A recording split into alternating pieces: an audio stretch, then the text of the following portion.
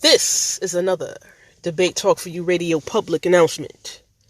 The views and opinions expressed by individuals on this platform, the callers plus invited guests, are their own. The information you hear does not reflect the overall views of all parties associated with this brand. We encourage everyone to research all things heard live or via archive for edification purposes. Discretion is advised.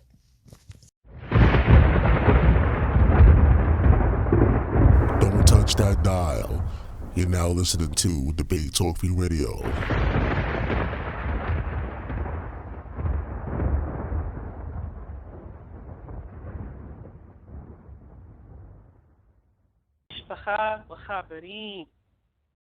Want to say welcome to another segment on Debate Talk for You. This is the second quarter with your sister SHAN-T. I want to say Ko Tehelim, Ko Kabo, Wahatiferes, Le Yahweh, Abinu Eloheinu. That is all praise, all honor, and glory to Yahweh, our Elohim, our Father. I want to say thank you for those who are tuning in today.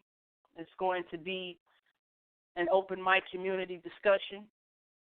And all those who want to join in and participate and give your take, your outlook, your input, we would love to have you press the number 1. So the number is 319-527-6239. Again, 319-527-6239. And the topic on the table that was put on my heart, soul, and spirit is as the Torah turns. Drama in Israel. As the Torah turns, drama in Israel. And I'm bringing up this community discussion because of a few things. For one, I just see a lot of bickering back and forth over something we can't absolutely prove. Yes, we're passionate and we're deeply involved. We're highly invested in our belief, our faith, our walk, our journey. However, it just seems getting into trying to have a personal relationship with the Father, there's a lot of danger. Besides the persecution, besides people talking, it could be posed as dangerous because things get a little personal. We start name-calling, we start attacking, ridiculing, criticizing, instead of trying to edify, build, strengthen one another, encourage, and uplift each other. And I believe that even though we may have disagreements, there's a way we can come together and reason and be civil amongst one another. And I just want to talk about, can we, as grown adults, even though we have our belief, our faith, can we actually strive to be at peace with one another? As Romans 12 says, can we be at peace with one another? If we can't be at peace with one another to come together and communicate, converse, and have civil conversations, should we separate? Should we divide? Should we each go to our own side and mind our own business, especially the Father's business? So that's what I have on my heart, soul, spirit tonight. If you want to call in and get on this discussion, 319-527-6239, press 1 to talk, 319-527-6239. Before I continue, Sal, do you have any announcements you'd like to make for any upcoming shows we have here on Debate Talks for You? Yep, that's right. Make sure you tune in tomorrow and Friday. Of course, we got shows for you. We have a debate lined up for you tomorrow. We just scheduled that thing on Wednesday, which is today. We got the confirmation, so it's going down tomorrow, Thursday, between Minister Howell and Amayan. So check that debate out. We're going to have Messenger of Truth here on Friday presenting a Bible lesson right here on Debate Talk for You. Thank you, Sal. And until, people come in and converse, there's a few things I wanted to go over, some passages in the renewed covenant as a Yeshua believer. And then I'll bring some things up here. Let's see. We're going to go back and forth in the scriptures here. I know I don't speak much from the renewed covenant side lately, but sometimes it calls for it. So I'm going to go to Ephesians chapter 4, verses 29, all the way to the end. So Ephesians chapter 4, starting at verse 29, I'm reading from the scriptures ISR. Let no corrupt word come out of your mouth, but only such as is good for the use of building up, so as to impart what is pleasant to the hearers. And do not grieve the set-apart Spirit or Holy Spirit of Elohim, by whom you were sealed for the day of redemption. Let all bitterness and wrath and displeasure and uproar and slander be put away from you, along with all evil. And be kind towards one another, tender-hearted, forgiving one another, as Elohim also forgave you in Messiah. In a couple of weeks, I'll talk about slander and Lashon Hara, something that, is going on in Israel. I'll talk about that further. However, there's just been some things I've been running across, especially in my YouTube feed. I don't watch a lot of TV. I watch a lot of YouTube, though. Especially I go back over some lessons, go over other people's lessons, and read a lot. I'm trying to get through Genesis to Revelation, reading in the Hebrew and the Greek, and having to go through the YouTube to help me with that and the recorded player so I can hear the words over and over again. But it seems like we in the Israelite community, especially those on the social media platform, it seemed like that there was a block or a set time that we had peace.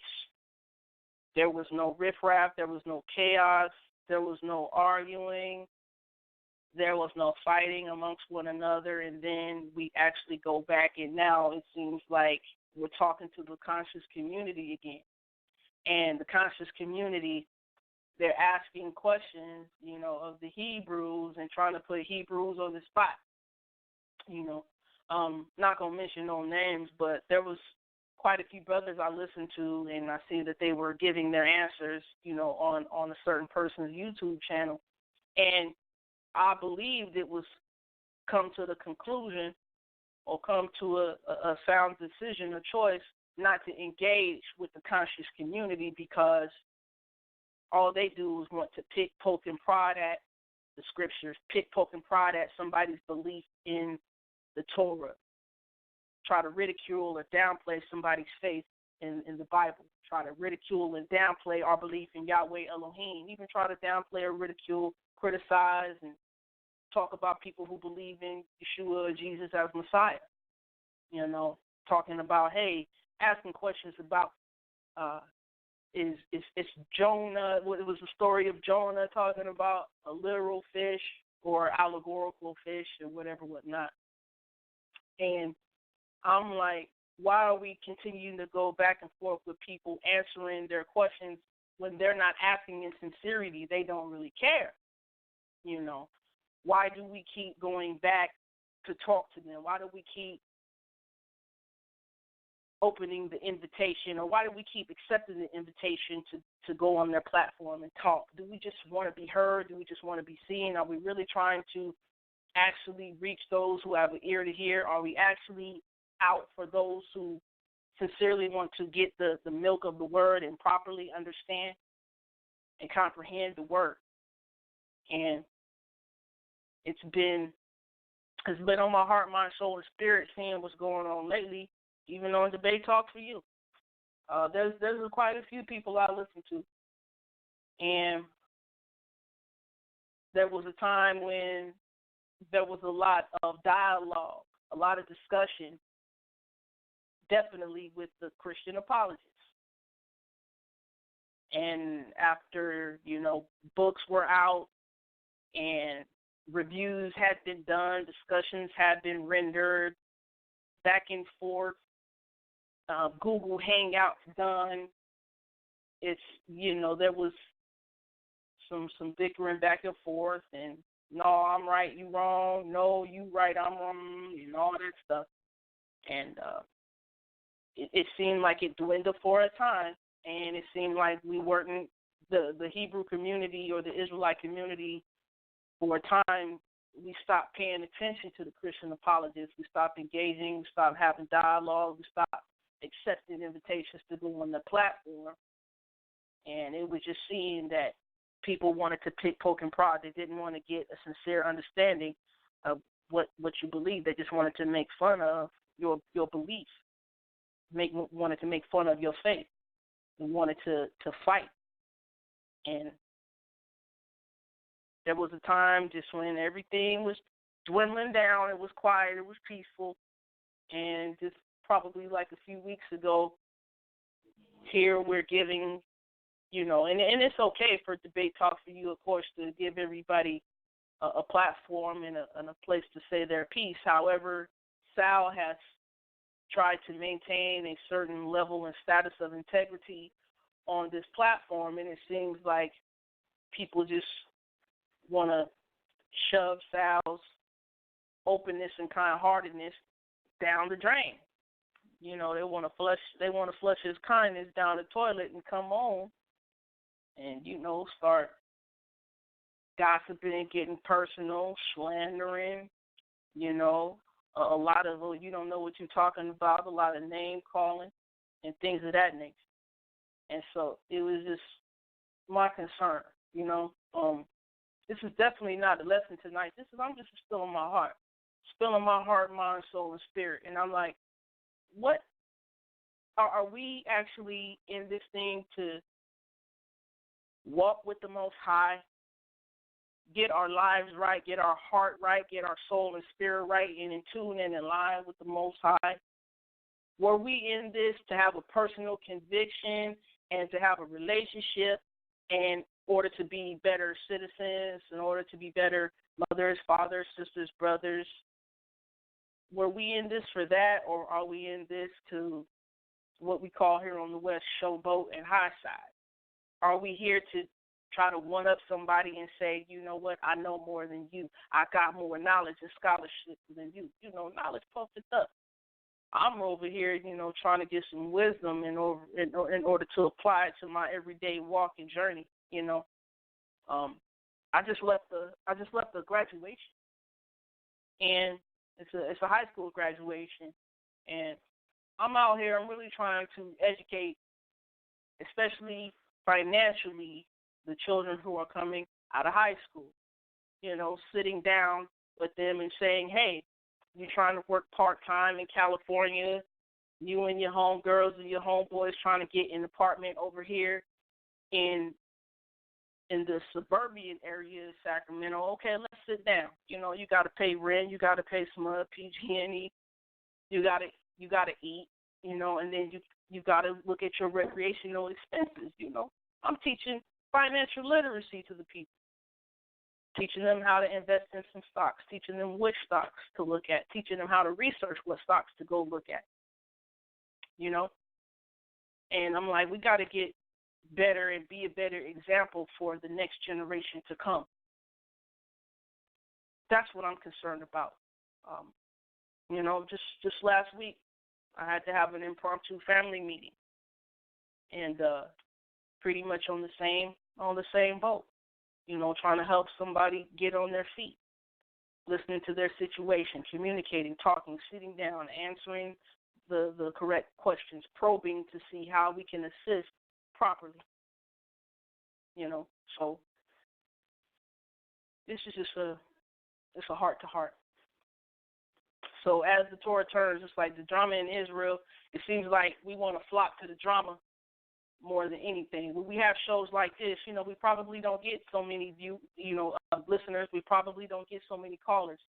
But when there's a debate, and then after that debate, over in the comments section, people ready to start going at each other's neck, going at each other's throat, talking about you don't know nothing, talking about you can't prove this, talking about you can't prove that.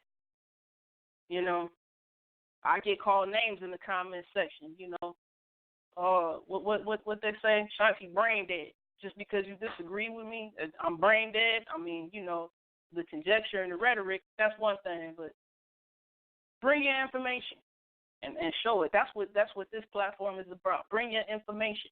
We're all at different areas on the path. We're all at different levels of understanding. The thing is, we're supposed to try to encourage and uplift and build one another up to get some proper comprehension, to get the knowledge and get the wisdom to be able to apply this. You know, talking all day is one thing, but, you know, actually rendering it in our lives is another. Sal, you there? Yeah, I just wanted to know, can you hear me now? Sure, yes.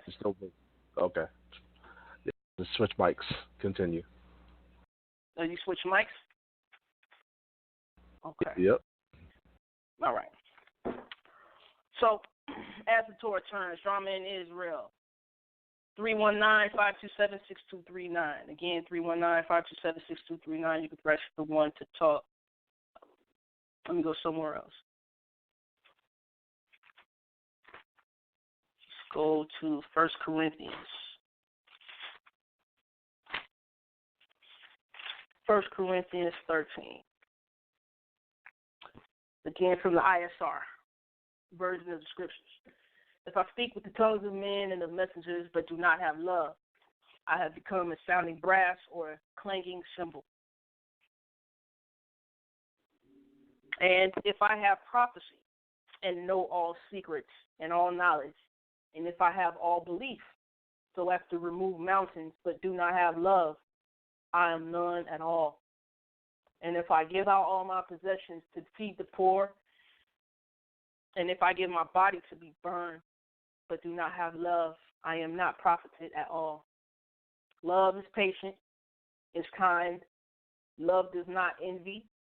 Love does not boast, is not puffed up, does not behave indecently, does not seek its own, is not provoked, reckons not the evil, does not rejoice over the unrighteousness, but rejoices in the truth. It covers all, believes all, expects all, endures all. Love never fails. And whether there be prophecies, they shall be enacted, or tongues, they shall cease, or knowledge, it shall be enacted. For we know in part and we prophesy in part. But when that which is perfect has come, then that which is in part shall be enacted. When I was a child, I spake as a child. I thought as a child. I reasoned as a child. But when I became a man, I did away with childish matters. For now we see in a mirror dimly, but then face to face. Now I know in part, but then I shall know, as I also have been known, and now belief, expectation, and love remain. These three, but the greatest of these is love. Do we really know what love is? Like, love is a noun and a verb. A noun is a person, place, or thing. A verb is action. Right? If I say I have love for my husband, that's a noun. If I say I do love my husband, that's the verb type. So I was talking to my husband the other day, and I asked him a question about love. I said, is the concept of submission in the word love? Because Sister Sheik and I, we were talking about some things probably a week ago, and then I think it was we were having a discussion on the live. And just because we verbatim don't see the word submit in the word love, we think that love doesn't include submitting. And what do we mean by submitting? When you love, you submit to one another's needs. When you love somebody, you do unto them as you want them to do unto you. You try to respect them. You try to be civil. You try to be kind and courteous. You're not trying to, attack somebody, ridicule before you get to know. You're trying to see the whole situation before you come to a conclusion. You're not jumping the gun on anything. But when you love somebody, you submit to their needs because you care for them. You submit to their needs, their daily needs. Sometimes, if you see somebody who's sick, you pray for them. When you see somebody who's starving, you try to give them something to eat. When you see somebody who's thirsty, you try to give them something to drink. When you see somebody who's downtrodden and depressed and feeling a little down, you try to uplift them and encourage them and give them sound words of love. That's pretty much that. So, it's just, man, when I show love to my husband, I give to his needs. He gives mine. He makes sure I'm protected, well fed. He makes sure my spirits are uplifted before I go to work. He makes sure I'm good throughout the day. You know what I mean? If there's any errands that need to be ran, he'll run them. If there's food that need to be in the house, he'll get them. You know what I mean? Takes care of the bills and all that stuff. And then, I reciprocate. I see his needs need to be met as well. That's love. That's submitting to his needs, providing a service, right? We're providing a service to one another. And let me read something here from 1 John chapter 4. Let's see. See if I can get to it.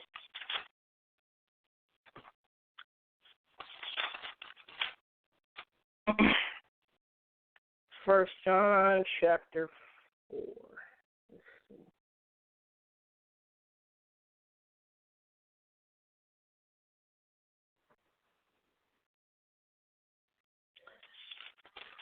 Let me get to the passage that I want. Verse 19. Actually, let me read verse 19 real quick. So 1 John chapter 4, verse 19 says, "We love him because he first loved us." You have a source of love, and the source of love here is the Most High. So because the Most High loves us, he gives to our needs, protects us, make sure we have shelter, make sure we have a means of taking care of ourselves, make sure we have the skills, the gifts, and the talents to go make money, make sure we have the gifts, the skills, and talents to be of a resource, to go out and get resources to produce and survive in the world. We see that the Father provides. And because the Father provides, we reciprocate. Right? So we willingly volunteer in love. We willingly submit in love to the Most High by being obedient to the commandments. When the Most High asks us not to do something, we don't do it. When the Most High asks us to do something, we do it. Right? So let me read something from Titus. Let's read something from Titus here.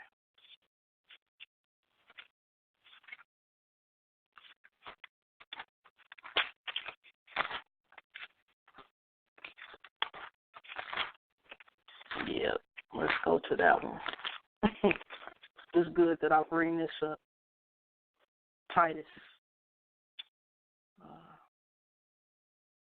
chapter 3. I'm going to read verses 1 to 11. Titus, chapter 3, verses 1 to 11. Remind them to be subject to rulers and authorities, to obey, to be ready for every good work, not to slander anyone, not to be quarrelsome, to be gentle, showing all meekness to all men. And Brother B.A., with Robert Reed a few weeks ago, brought out what it was to be meek. It means to be humble. It doesn't mean you're a doormat to be stepped on. It's just like, hey, Brush the dirt off your shoulder. Keep going. Pick and choose your battles wisely. You ain't out here supposed to be fighting with every brother you see. You ain't supposed to be trying to argue back and forth and trying to win every conversation, right? Not to be quarrelsome. For we ourselves were also once foolish, disobedient, led astray, serving various lusts and pleasures, living in evil and envy, being hated and hating one another. Envious, being hating and hating one another. Do we really hate one another, y'all? For the past few weeks, I'm like, man, don't we have better things to do? I like to have a good conversation where there's laughter, there's joy, there's chuckles, there's remembering fond things, of good times in the past. I like to, when I get together with people, I, play some pool, go skating, play some miniature golf, even play, genuine golf, or go bowling, right? And I'm like, somebody used to see me out doing something. I'm like, hey, what's going on? Ready to have a good time, And maybe I'll do that for every weekend for a whole month, and people just start hating all of a sudden. Or why she doing that every weekend? How much money she making? She getting rich over there. She over there balling. I mean, yeah, I go to work. But therefore, just because I go to work, I get a reward. Why should I be talked about just because I'm having a good time? I want to have a good time. People being hated, and hating one another. I know a few weeks ago on here there was a conversation, an open mic I was on, talking about the Sabbath versus Sunday worship. And according to my understanding of the word worship, it's a lifestyle. The way we behave, conduct, and act on a daily basis is worship. You're showing your allegiance. You're showing you're showing who you serve. And I don't have any hate, malice, or ill will towards people who worship and go to church on Sunday. That ain't got nothing to do with me. That ain't my business. They ain't got to answer to me on the day of judgment. See, each one of us is going to have to give a personal account on the day of judgment. There's not going to be anybody standing in the front, back, left, or right side. Why am I hating on my brother or sister who does that? Maybe they haven't been called yet. Maybe their eyes haven't been opened yet. Maybe it's not the Most High Yahweh's time yet to give them an understanding. But as long as I show some love, compassion, grace, and mercy, and patience with them, I'm cool with them. As long as they're striving and making an effort to be at peace with people, I'm cool with that. As long as they ain't trying to hurt themselves, harm themselves, hurt nobody, I'm cool with that. Let me continue. So Titus chapter 3, I'm going to continue at verse 4. But when the kindness and the love of Elohim, our Savior, toward man appeared, he saved us, not by works of righteousness, which we have done, but according to his compassion, through the washing of rebirth and renewal by the Holy Spirit, which he poured out on us richly through Yeshua Messiah, our Savior. Right? If we got this spirit, we're supposed to be operating in it. We're supposed to be functioning in it, right? That having been declared right by his favor, we should become heirs according to the expectation of everlasting life. Trustworthy is the word. And in this regard, I wish you to strongly affirm that those who have believed in Elohim should keep their minds on maintaining good works. This is good and profitable to men. Verse 9, but keep away from foolish questions and genealogies and strife and quarrels about the Torah, for they are unprofitable and useless. See, I understand asking questions to gain a righteous understanding, a proper understanding, a clear understanding. I definitely like questions on that. But asking questions just to start poking and prodding, ridiculing, downplaying, criticizing, attacking, belittling. Are we supposed to be doing that? Are we supposed to be asking foolish questions about the Torah? If we ask people questions like, hey, are we, supposed to give them a chance to answer? Are we looking for one little thing we can, start attacking? They're unprofitable and useless. And the thing is, if something's unprofitable and useless, why do we want to keep spending our precious time that we don't get back on these matters? Why? Reject a divisive man after the first and second warning, knowing that such a one has been perverted and sins, being self-condemned. So verse 10 and 11, reject a divisive man after the first and second warning. But it seems like some of us in the community, after we, ask somebody or answer somebody the first and second time,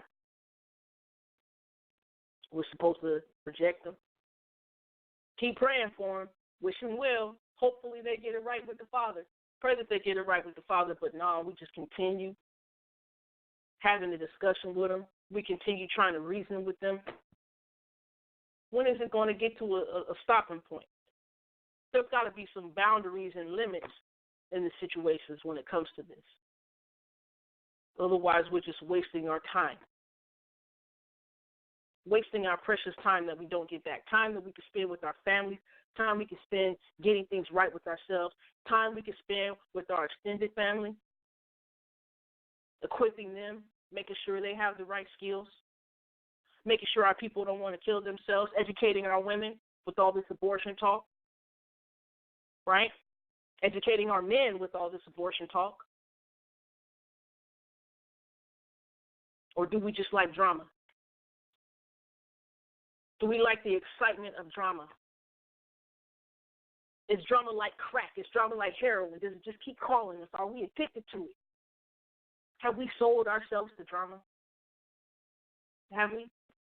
Is it all we can do? Is it all we can be about?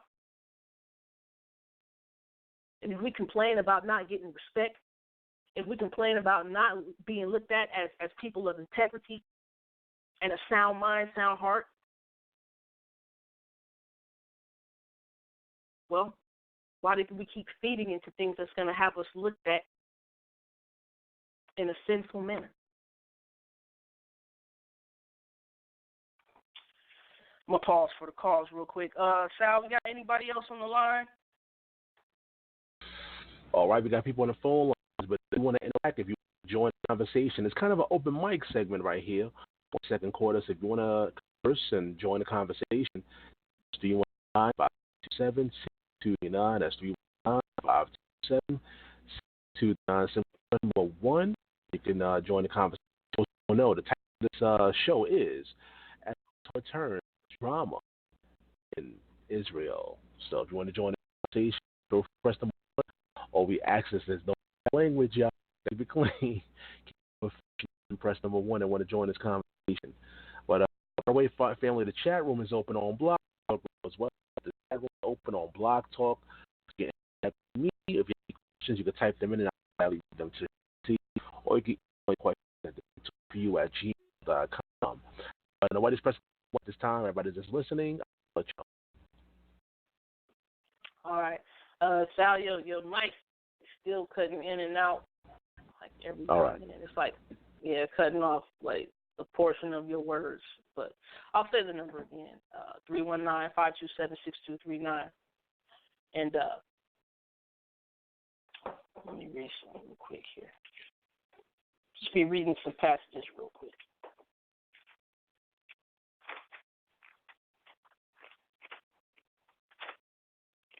I'm going to go to Matthew chapter 10. Let's see. Go to Matthew chapter 10, verse 17. This is Yeshua talking to the disciples. It says, but beware of men, for they shall deliver you up to Sanhedrins and flog you in their congregations. Wow. Beware of men, for they shall deliver you up to the Sanhedrins and flog you in the congregation. Right now, we don't have a physical Sanhedrin. We don't have a standing physical temple, and we don't have the physical Levites in place. But the Sanhedrin were the judges, right? The physical judges, where things were brought to them to decide in civil matters, right? So I see right now we got a lot of people playing the Sanhedrin, and right now we're getting taken to the court of public opinion. You know,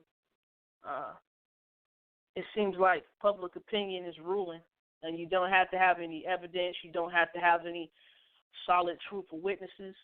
You know, just go ahead and speak your piece about somebody. Just make an allegation, make an accusation, and then, you know, somebody takes a hook, line, and sinker, just run with it. Getting taken up to the court of public opinion. And the public opinion, you know, the court of public opinion, it's never a solid justice system, right? It's never a solid justice system. I think I alluded to this before, but I'm going to read it. Matthew chapter 7.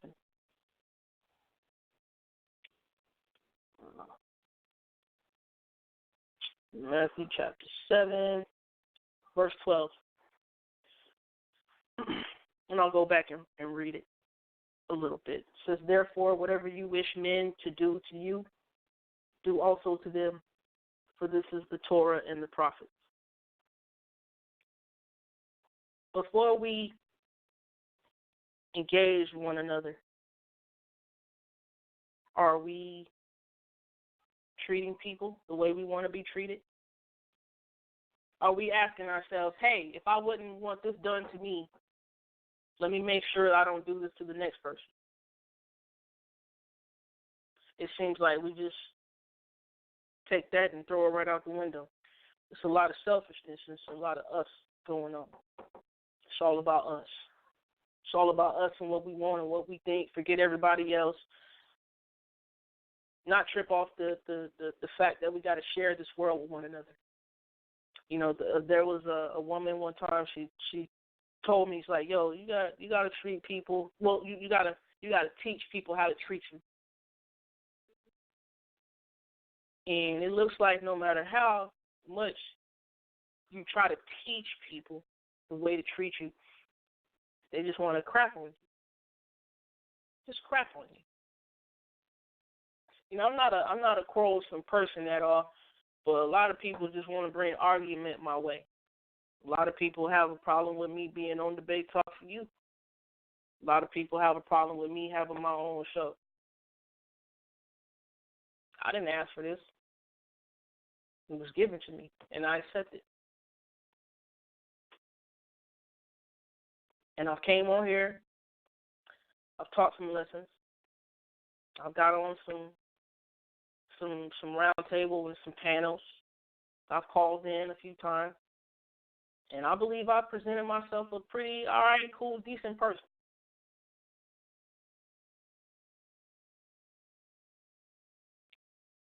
But the thing is, I wish people would treat me the way I treat them. If SHAN-T has not treated you with any malice, with any contempt, with any condemnation, can I have that rendered back unto me? You may disagree with the information I bring out, no problem. But disagreeing with what SHAN-T brings is one thing, but starting to hate on SHAN-T the character is another thing. I know Sal is like the most quietest person ever. as a host, he does, say, hey, what shows are coming up, does advertisements. Yeah, he asks questions on, here when it comes to a round table or a panel or open mic or whatever with that. Sal, he lays down ground rules that make sure it's a respectable platform of integrity, that we show some dignity, right? But yet and still, Sal get hated on. They want to bring drama to Sal, want to involve Sal in all sorts of stuff, just accuse Sal of just being downright awful. And Sal ain't said nothing. Sal just upstood his ground of, you know what? He not going to have his platform just be a doormat. He not going to have his platform be a toilet.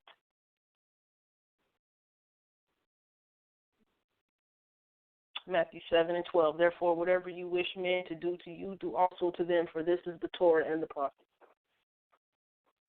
See, more than talk about following the law, statutes, and commandments, more than talking about keeping the Torah and the prophets, I'm just trying to be and do.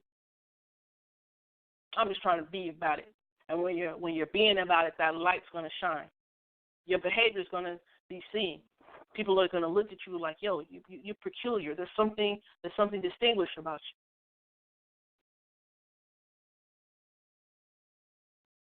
you. I don't know. Let me read something else here. 1 Thessalonians.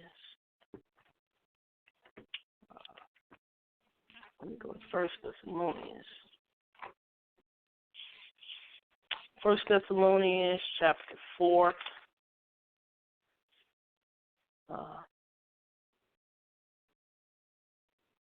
I'm going to start at verse 9. So 1 Thessalonians chapter 4, I'm going to start at verse 9. And it is not necessary to write to you about brotherly love, for you yourselves are taught by Elohim to love one another. Again, ask yourselves, what's the definition of love? What does it mean to love one another? Now, I understand there's rebuke, there's correction in love, there's warning in love,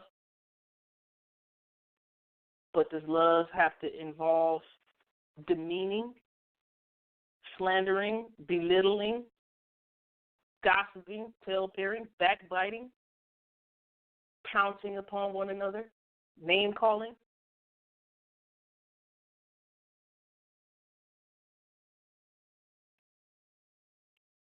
Just for you yourselves are taught by Elohim to love one another, for in fact you do so toward the brothers who are in all Macedonia.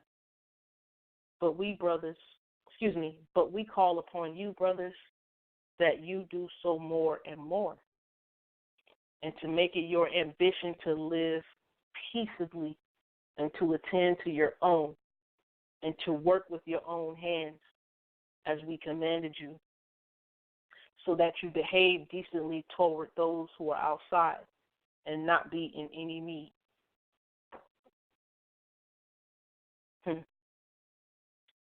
To make it ambition to live peaceably,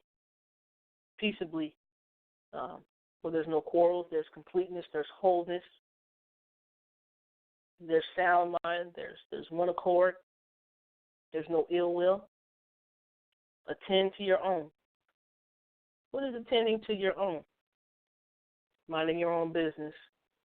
Staying out of affairs that have nothing to do with you. Unless it's time to get involved when, there's some hurt, harm, or danger that could be posed. Right? Work with your own hands as we commanded you, so that you behave decently toward those who are outside and not be in any need. What does it mean to behave decently toward those who are outside?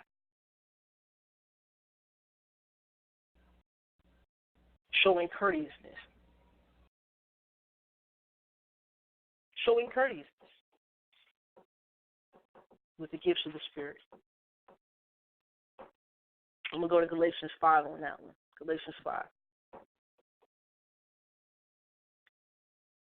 I'm going to start at verse 16.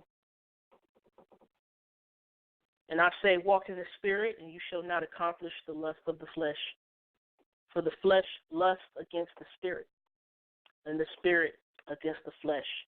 And these are opposed to each other, so that you do not do what you desire to do.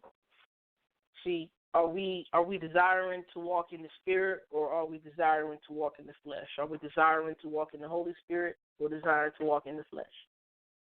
Because I see a lot of times our flesh be taking over. The flesh. Worrying about things that don't even concern us, you know.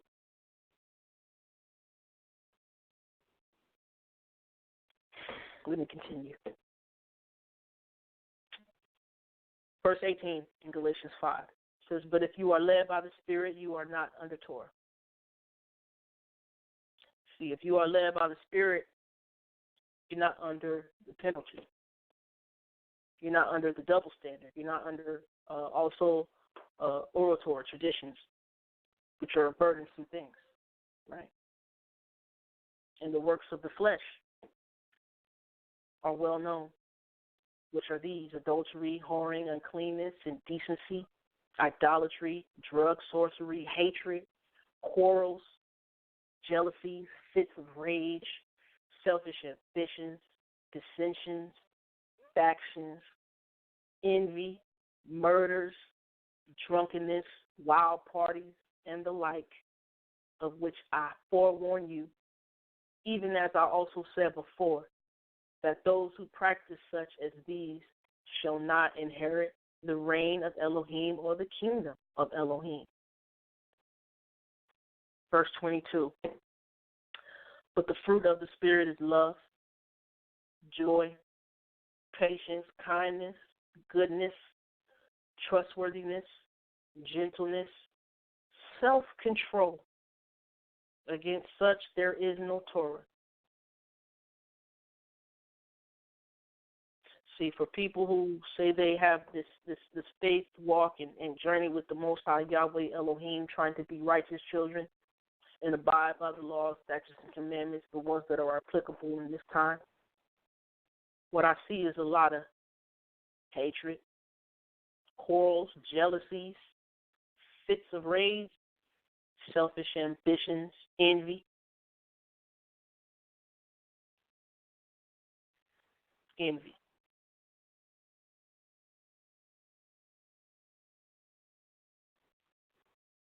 Why SHAN-T got a show?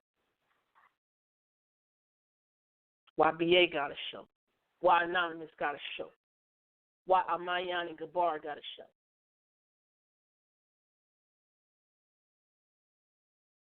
Envy. You look at somebody, that's something they have, and you either want it, or you look at somebody and what they have and you don't want them to have it at all. You ain't even trying to get it. You just don't want them to have it.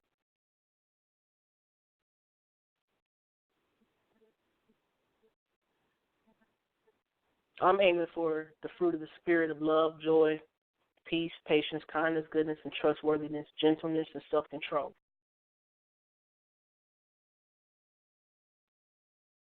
What's the use of going back and forth with the conscious community? What's the use of going back and forth with the Christian apologists? Do we find ourselves being more excited by something that SHAN-T's doing right now? Like, for example, you know? Or do we get more excited when somebody fighting? Do we get more excited when somebody over here arguing in a soap opera? Do we like the drama? Do we run and flock to the drama? Do we need it? Do we yearn for it? Can we not live without it? Does it do something to our emotions? Does it get our emotional juices flaring to where we have to just tune in and turn it on?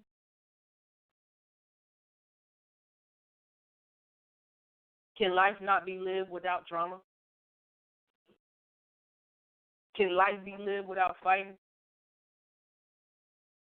You know, I was talking to a sister yesterday, and this is just my opinion. A lot of people have an opinion about me, talking about I talk too street, I talk too hood. Hey, the Most High Yahweh uses a vessel. And if the Most High Yahweh needs a vessel to be used to go to the hood, to the street, and talk hood and street to meet people where they're at, then so be it.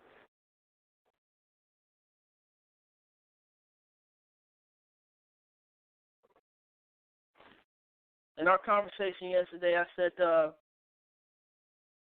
it seems that a lot of people, they come into this walk, and without being transformed in their mind and renewed in heart, they come from the streets, not being rehabilitated, but having that need to prove themselves, having that need to fight, having that need to one up, having the need to prove, their masculinity or femininity sometimes, and they engage in arguments, just bring something up, just put out trigger words or trigger posts or trigger comments or whatever the case, and it just seems like if the people, come over here into this walking journey and couldn't cut it in the streets because they didn't want to fight and be faced with the consequence of possibly dying or going to jail or whatnot, they just come over to this walk where it's safe, and they find an end to still keep fighting, right? But now they're fighting with words. Now they're fighting, well, I know more than you. I'm more eloquent than you. I have more spirit than you. I have more understanding than you. I got more followers than you. I got more likes than you. And it seems like a lot of people just want to fight. Did people come from the streets and need to fill that void of fighting by fighting with words over here? See, when I came into this walk, I wanted to get my life together. I didn't want to fight. I didn't even want to do what I'm doing now. If you asked me 10 years ago if I was going to, be willing to do this, I'd probably say no. Even when I first started out, what was that, the year 2013-14, being asked to come on and bring some information, not on here but in other areas, I was like, no, I just want to sit back. I just want to sit back and chill. BA my witness. There was a time when I was fellowshipping with BA and some other folks, I just want to sit back in the audience and just chill. He was like, nah, sis, you can't chill.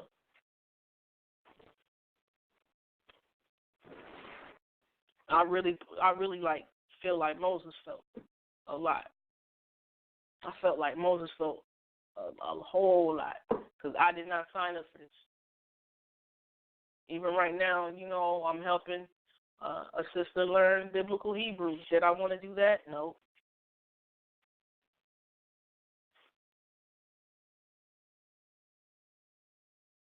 Did I put myself out there? Oh, yeah, come take my classes. No. I had a sister voluntarily say, hey, SHAN-T, could you help some people? I'll make a flyer for you. All right, if that's what you want to do, cool.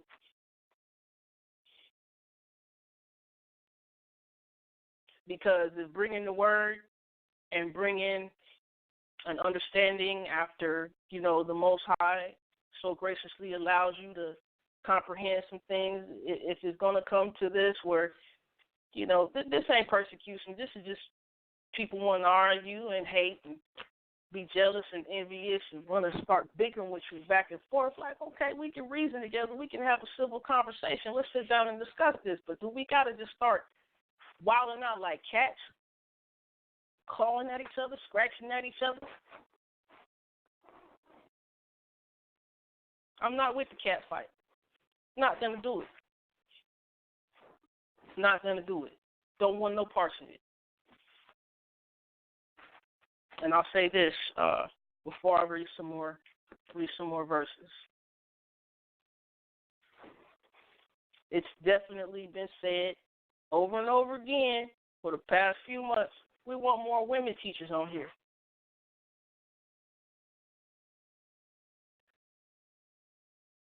What good use of it is just to have one sister on? No, we can have a plethora of sisters teaching at the same time. This ain't no competition. I'm not in this to compete. I'm in this to get my life right. I wanted to just sit and chill and read, study, pray, meditate, have some conversation with the Most High, and get in tune and get my personal relationship intact. That's all I want to do. And then here come the people. SHAN-T, you got to share. All right, I'll share. But if sharing it come at this expense, man, like, good grief. Good grief. I don't force nobody to believe what I believe. I just put the information out and pretty much take it back to the Father. Anybody who comes on this platform, pretty much, hey, you take what they say back to the Father. Ask the Ruach to bring you to a sound conclusion. Right? Ask the Ruach to bring you to a sound conclusion. Let me go somewhere else. Before I do, I'll say the number again, 319-527-6239. You can press the 1 to talk. For the people who are listening, thank you for tuning in, listening in. To the people who are going to listen later, praise the Most High. Y'all want to hear me ramble on and have a heart-to-heart about the drama in Israel. It's quiet right now. It's quiet right now. But let me go somewhere. Let me go to 2 Timothy.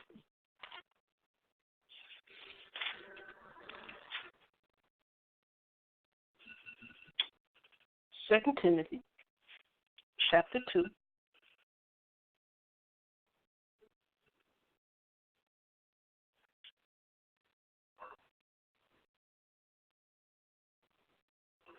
Let me read a couple of verses.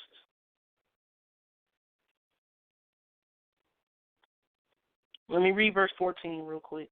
So 2 Timothy chapter 2, verse 14 says, remind them of this, earnestly witnessing before the master, not to wage verbal battles, which is useless, to the overthrowing of the hearers.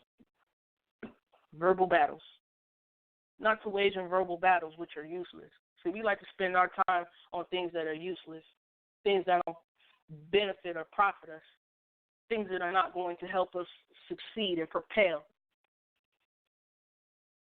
and get through, navigate in this life.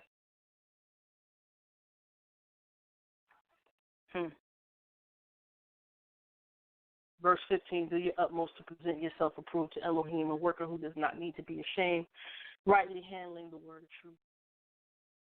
Verse 16, but keep away from profane, empty babblings, for they go on to more wickedness, and their word shall eat its way like gangrene.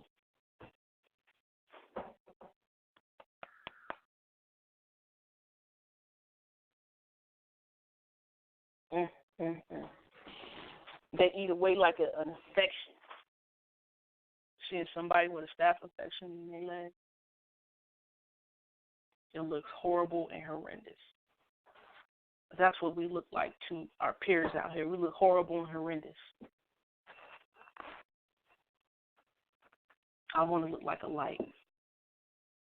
I want to look like a well-kept garden. That's what I want to look like. Let me read something else from 2 Timothy chapter 2.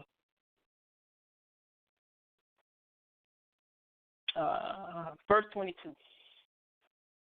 And flee from the lust of youth, but pursue righteousness, belief, love, peace, with those calling on the Master out of a clean heart. Here we go. But refuse foolish and stupid questions, knowing that they breed quarrels.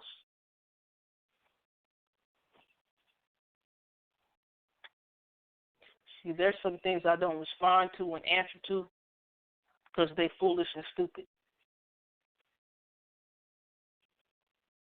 They have no use. They're worthless.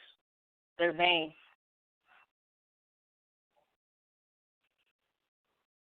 Sometimes people just want to ask questions, like I said, to start a fight.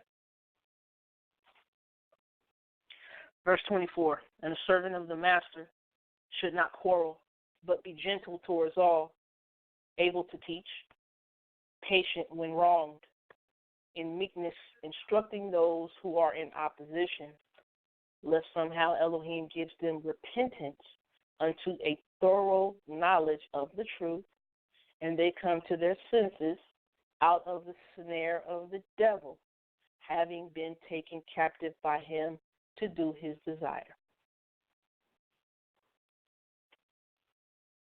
See, when you be gentle with somebody, you ain't got to get in an uproar. You know what I mean? Able to give to somebody some patience, inform them, instruct them in a certain type of manner, right? With a humble, gentle spirit.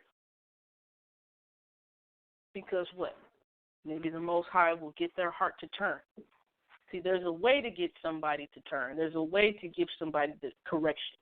There's a way to give somebody rebuke.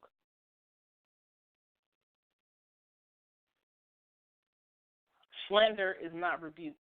False accusations is not rebuke. Right?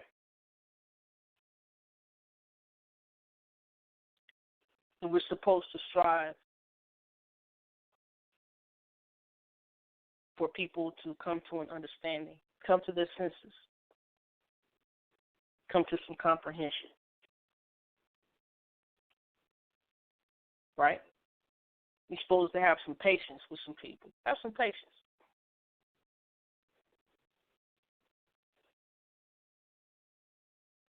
I'm not a know-it-all, and don't act like I do, but some people say, oh, SHAN-T, you prideful, you arrogant, you act like you got it all figured out. Do I? Just because I take some time to read a little bit, I'm prideful and arrogant. Just because I'm confident and firm in my faith, I'm prideful and arrogant.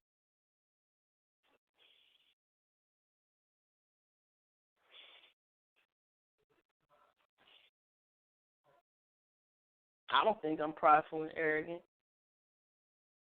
You know why? Because of the way I conduct myself.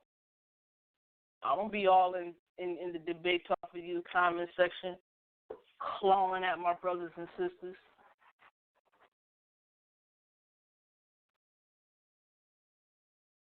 I don't do none of that.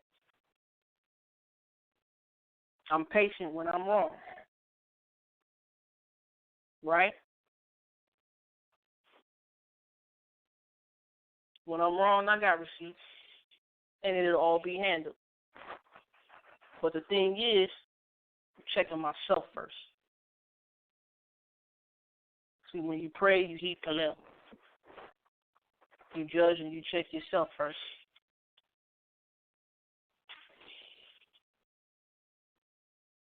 Judge and check yourself first. Not trying to get into a quarrel. Judge and check myself first. Is the way I'm about to come at somebody the way I want somebody to come at me? Definitely depending upon the situation.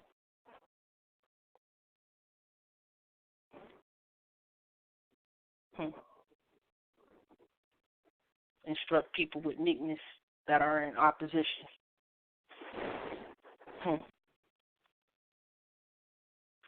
All right. 319-527-6239. Press the one to talk. 319-527-6239. Press the one to talk. Sal, we got a caller on the line. Yeah, 469, you're live. Shalom, shalom. Hi, Sister SHAN-T. It's Shika Akiva. Oh, what up, Sheik? Shalom, shalom. Hey, I've been listening. And I have to tell you, I've been guilty of all of that and some, just keeping it real. I think that when we talk about scripture and, we talk about our beliefs, and then we may post that on our social media. We may post it on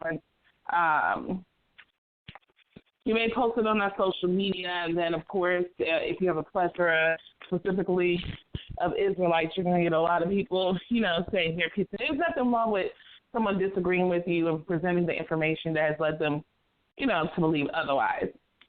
Right. I think what consistently happens, though, is that if you don't bend to that other person's belief system, then the names start getting called. You're a Jezebel, you're an unbeliever, you're this, all this other stuff. And so now you're actually condemning the person. And actually, some people actually going so far as to put out final judgment on this person, as if, the Most High would be asking their opinion at the end of the day, And I think that that's where it starts to get emotional. That's when people start to get upset. And as far as slander and stuff, specifically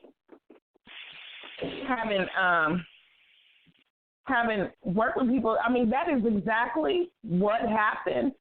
And, my specific scenario, but it was like as if it was new news. And so then their communication breakdown. There is what was your role here? And I think a lot of times as we organize, we sometimes are disorganized and we're not really being clear about expectations and things of that nature. And so that's why, like, everybody who's leading is not always, fit to be in that role. If you can't communicate, if you can't come to some sort of, okay, we disagree on this thing, but can we move on? Right. So that's just my 2 cents, and I wish we could do a better job at doing that, because how are we going to say that we're supposed to be the nation that's supposed to be leading, but we can't even in our own affairs govern and keep the peace and handle things according to Torah, according to what it says, if that's what you claim to believe. But even in that, there's so many different beliefs from text that is plain, and so, yeah. Can I ask you a question? May I ask you a question, Sheik? Have you caught wind of the re-engaging with the conscious community and the Christian apologists? And if you have caught wind of that, what's your take and your outlook? Should we be opening up this door again?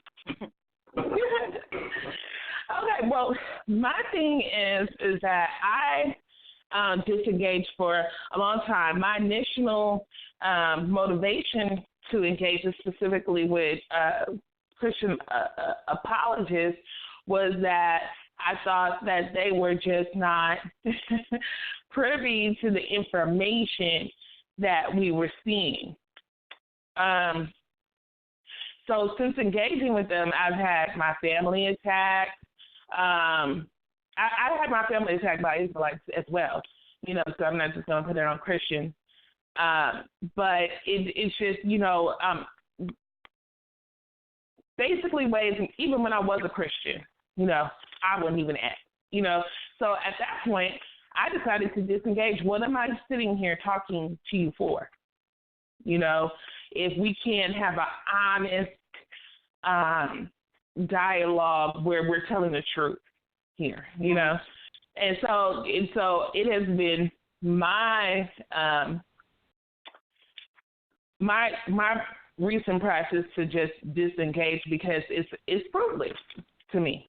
And so if I'm not yielding fruit, then what is the purpose? To entertain others? And so there's actually another, I would say, room where there were a lot of Christian apologists, and it kind of drew me out, a couple of times, like, oh, we want to talk. I mean, it's like, well, why do you care about what I believe? And why is my name being put out in a video when I'm not even,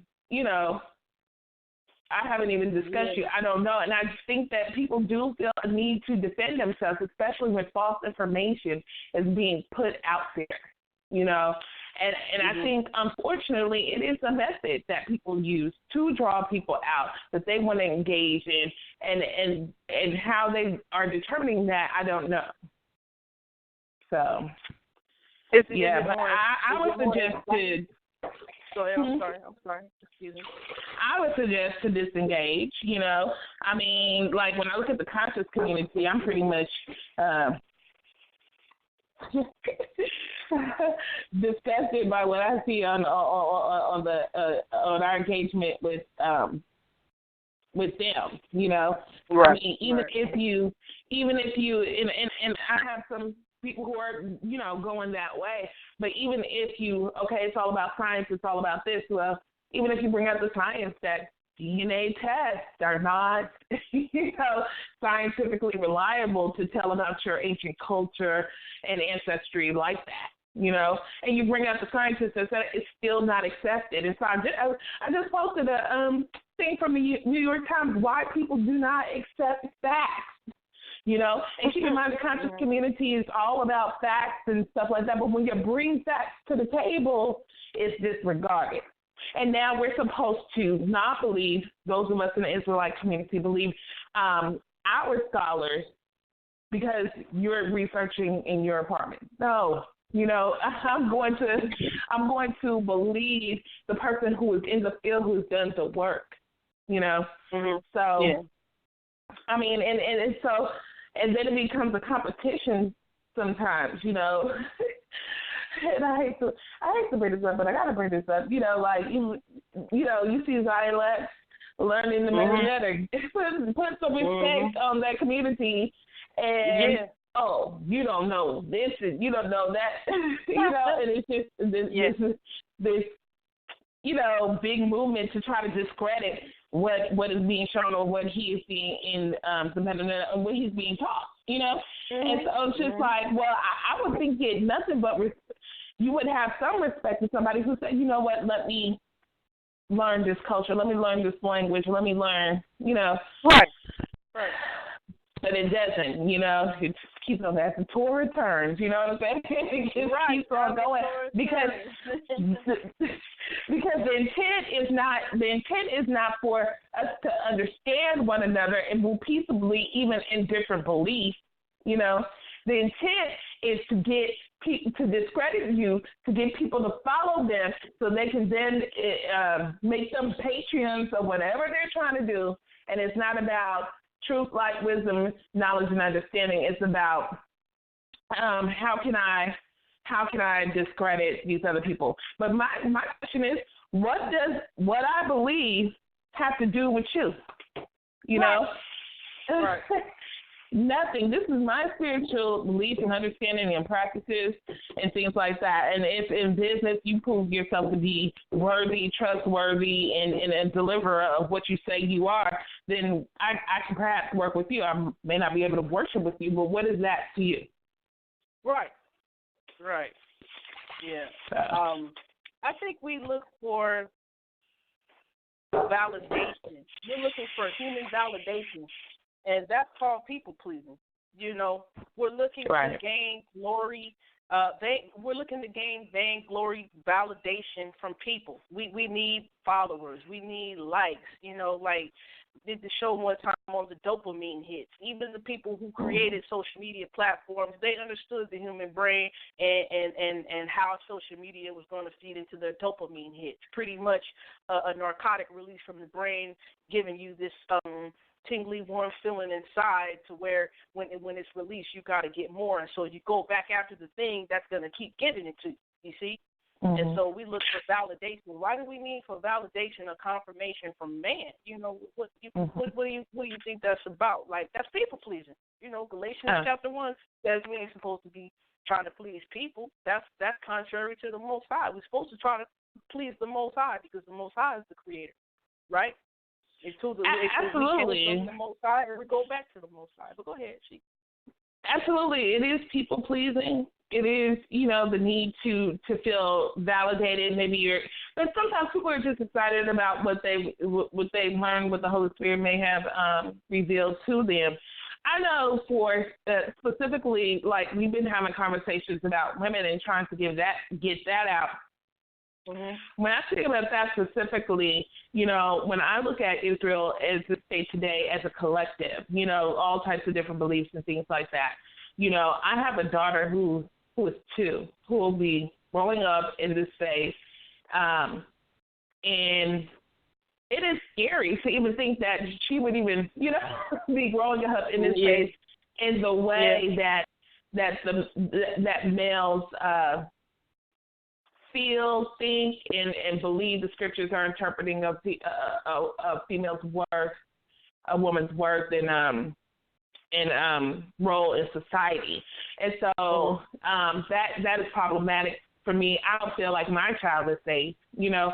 And I think that some people are like, well, why did you come so strong? So previously there was a post and I said, you know, like husbands submit to your wife and they'll submit back. And I mean, it was just met with so much stuff that one of my friends who's not even in this walk was like, this post reminds me why I'm happily divorced, you know what I'm saying? And I was like so embarrassed that my community itself would even do that. And what I was really saying is that model what you want, give out what you want. You know, that's the big complaint, give out what you want. And so one brother came to an understanding, but it was just like, I cannot believe this. And so that makes my heart and my mind go to urgency, you know, to prepare a better place and space for my daughter and understanding. We even have a young lady on there on the opposite end of that. So we even have women in here not understanding, you know, their role, place in society and in the eyes of the Most High, you know. You know, I was saying, so you heard the part on the floor where I was saying that even though verbatim the word submit is not there when it's talking about love, do you see that the concept of submit is included when you love? Absolutely. You agree with that or no? No. Oh, yeah, absolutely. We went over Ephesians 5. I believe he was on there, too, where he said submit to one another, and then he's telling you how to do it, you know. Right. And he says, husband, submit to your women in love, you know. Women, reverence your husband. You know, this is respect. This is taking care of the ego of the male and the emotions of the woman, you know. And so, I mean, in going hand in hand, it looks exactly the same. So, but people don't really see that or think that because they still want to keep women in a subordinate role. And then I noticed that it's men who feel oppressed who are on that a lot, you know. And I understand if you feel oppressed, then you want to be the king somewhere, you know.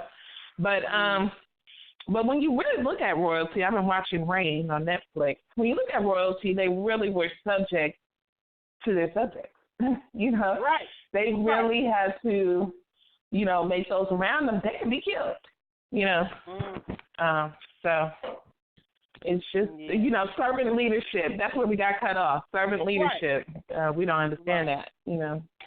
Yeah. Let me read some things to you real quick. Leviticus 19. Okay. This one of the ones. It says, verse 18, do not take vengeance or bear a grudge against the children of your people. And you shall love your neighbor as yourself. I am Yahweh. So when you love your neighbor as yourself, when you love yourself, you take care of yourself. You nourish yourself. You cherish yourself. You examine yourself. You cleanse yourself, right? you make sure you're intact. You make sure you're complete and whole, right? So when you love your neighbor as yourself, therefore, when you love yourself first, guess what? You can render that service or you can render that love to the next.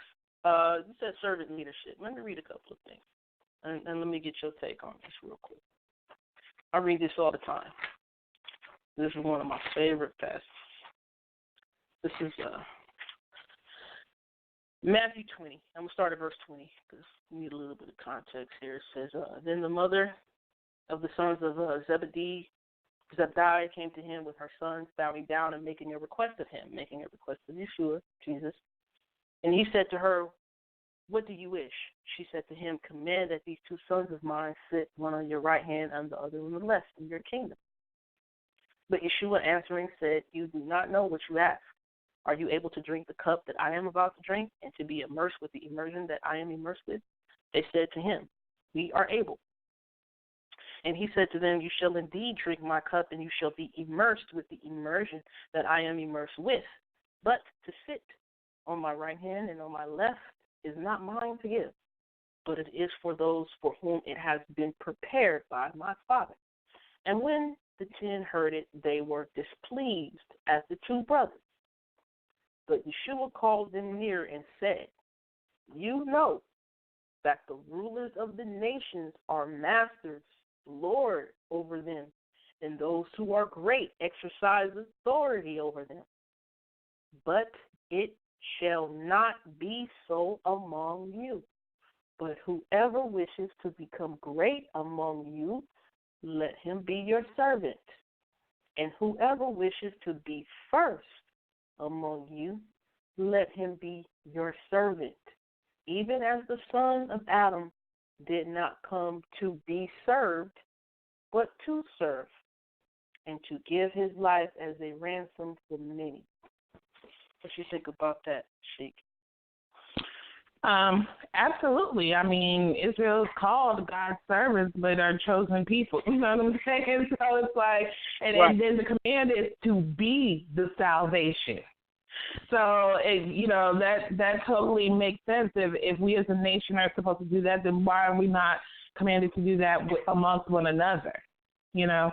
And that's what I see a big absence of. Right. So we're supposed to submit to one another, submitting yourself one to another, loving yourself as you love the next person, right?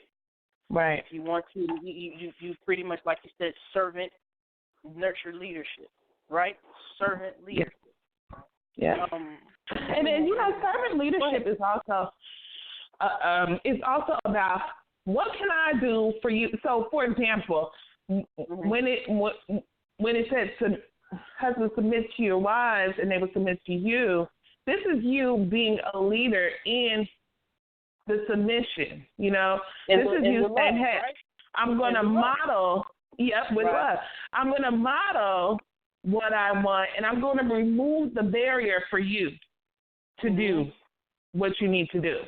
See, because now, what's the excuse? I'm submitting to you. Why can't you do the same for me? Now you have no barrier. Now you don't, even if stuff have happened, Right. And sometimes you have a grudge, but that person who makes the first effort to say, hey, you want something to eat? And you're like, yeah. You know what I'm saying? Right. That is, someone stepping forward and leading the charge of, we're not going to sit here mad. We had a disagreement, and we're going to move on. Right. We have disagreement. Some people don't like that phrase, let's agree to disagree. Some people don't like that. You think that's a far-fetched idea to agree to disagree? You can agree to disagree. It's just a way that you use it, have you engage in the discussion. You know what I'm saying? Or is it a way to shut somebody down? So that would be the determining factor on whether that's a cool statement to make or not. Right. Because sometimes people explain their whole position, and then you go to explain yours, and they say, "Hey, let's agree to disagree." They don't want you to present anything you have to say. But if you had the conversation, you both presenting your sides, and it's circular at that point, definitely agree to disagree, move on. Yeah, true. I know I find myself more so when I listen to debate talks to you. I like listening to debates. I like listening to debates so I can pick up on the resources, so I can help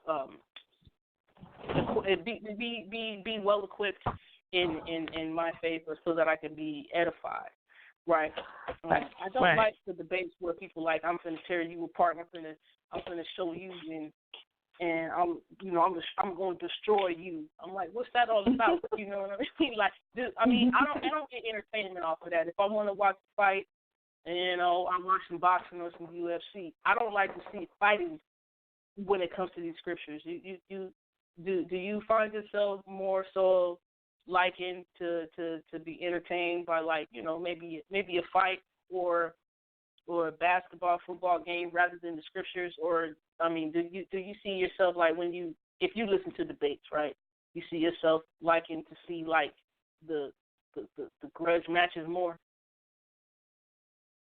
I think it is clickbait to see so and so destroyed by such and such. That really did get me when I first started coming into this walk. Sometimes if it's somebody I know, I'm like, oh no, so they get destroyed. Let me see, and so it's definitely clickbait because I'm like, how did this person get destroyed? I know this person, they're pretty much on their stuff. But before I knew anybody really, it was just clickbait to see what the contention was. But I don't think it has to be all that. I mean, and then people think because they're using biblical words, it's okay. Like, people don't know what that means either. And it's like, right, you're going to get in the lake of fire, and, right. What's some of the words that they use? Specifically for women, they're going to call you a Jezebel if you don't agree with them. You're a Jezebel, I can't, you're confounded, and all of a sudden, all these words, all these biblical words, which really is translated to urban language, would be very insulting. So it doesn't matter that you're using biblical words, why don't you just state your facts? State your facts in your sources. And unfortunately, when you have platforms that, have live chats and stuff, I think sometimes it eggs it on a bit because people are just like straight arguing in the chat. You can't even say anything like agree with somebody without somebody coming for your neck in the chat, and you're like, what? I just, Right. So, yeah. Yeah, I know there was a couple weeks ago, or there was a few weeks ago, there was an open mic, and it got a little turned up pretty much, and it seemed like the more turned up it got, people were more engaged. It's people like, you got to have a little bit of excitement like that to keep people's attention. And pretty much they were saying, well, yeah, have a little drama, have a little beef to keep people's attention. Like, do we need to have drama to keep people's attention? Do we need to get turned up to keep people's attention? Like, isn't the word sweet enough and righteous enough to keep our attention? I mean, if we're talking about the masses, yeah, the drama is going to pull them in a little bit more. But when you're talking about the remnant, the people who are really trying to absorb information and research and really get on point with their own walk, I think that those are the group of people who's going to tune in and say, hey, what can I learn from this? What are they talking about in this instance? And let me take some notes. Other people are just, clicking through, and I started to try to cover everything that was going on. I just don't have time to sit up here and listen to what everybody's saying and be fair in reporting, because sometimes, 2 and 3 hour videos is like, man, like I can't get the highlights, and so it's like, sometimes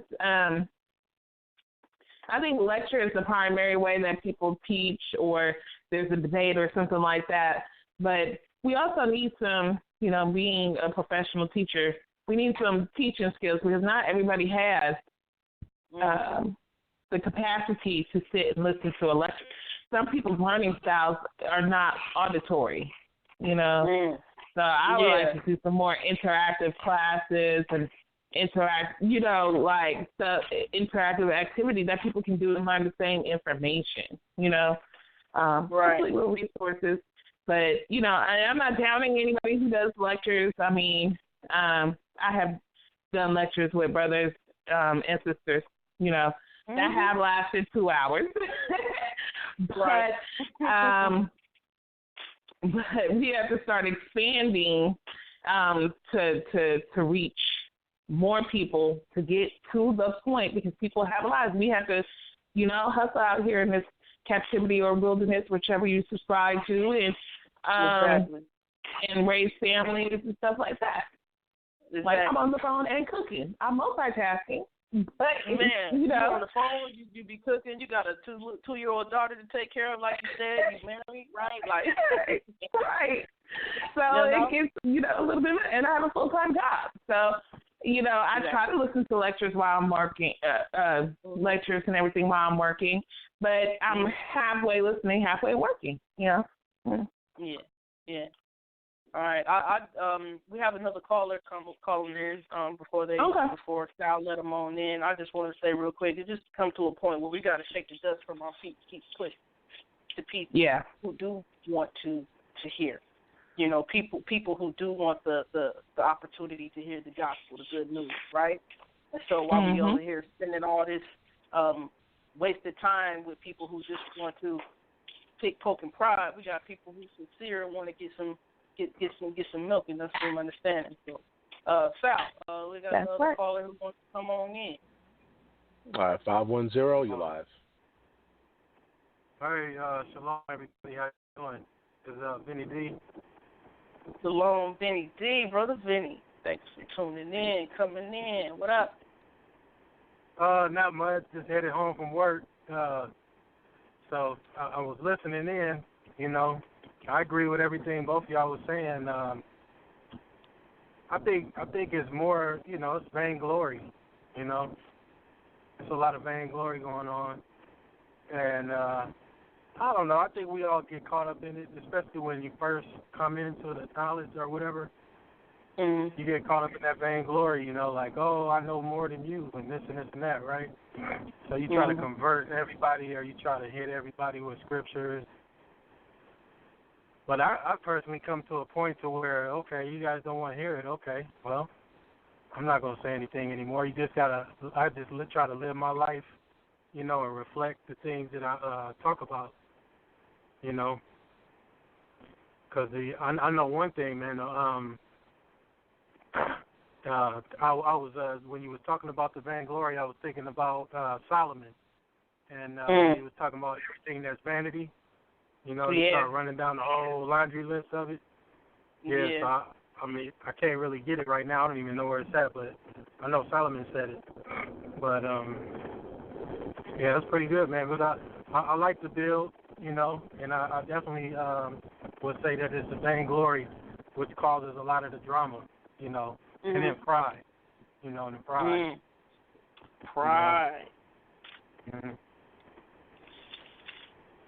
What can we do about the pride, Brother Vinny? Because, I mean, we're supposed to be proud of what the Most High has done for us, where the Most High has brought us from, what gifts, talents, he's made sure that we're strengthening, skilled in, equipped with, and, being out here being servants to one another. We're supposed to be, excited about where the Most High brought us from, but what is it with pride? Like, what is the pride that you're talking about cross the line?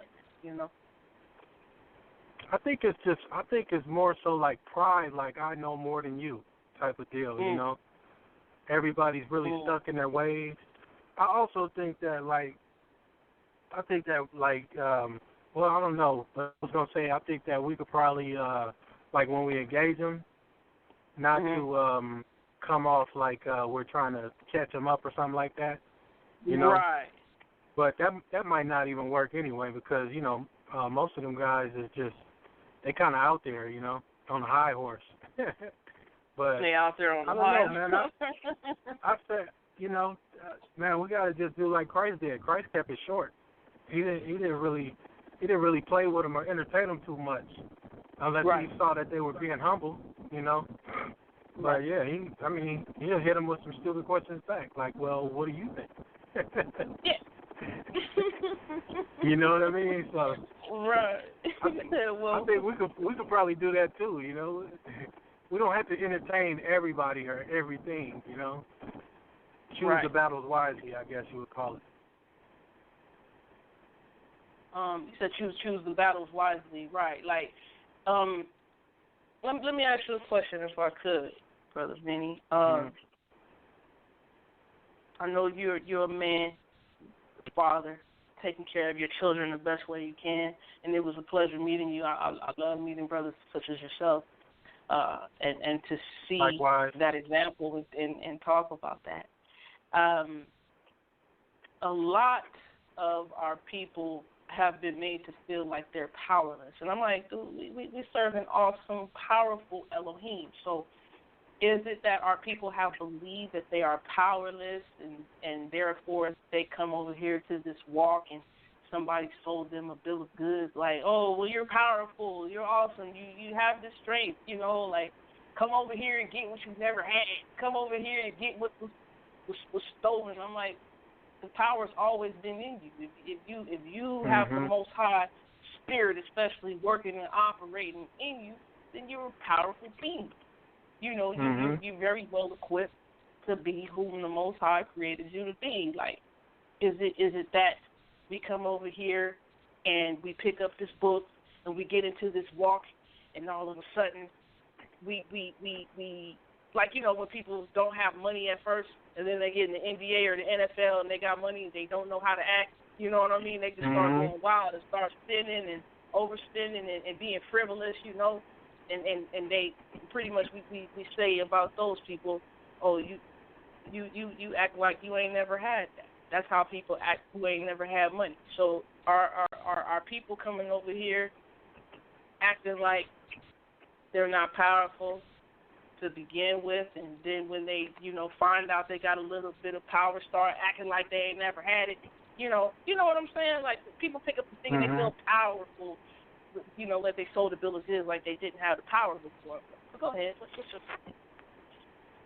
you know what? I would say it's kind of that, but I would also say that it's like when you come in, you try to bring the world in, like your worldly ways that you was doing things before. It's like you don't truly have the faith. You know what I'm saying? So you bring in what you used to do. You try to bring that in and mix it in. As like a safeguard. When what you're supposed to do is you're supposed to be broken all the way down, right? Right. And then you're supposed to come with a new vessel, to put the new stuff in, because you can't put new stuff into the old vessels. So I think it's a combination of what you said, and then also them trying, not really having faith that it's going to work out.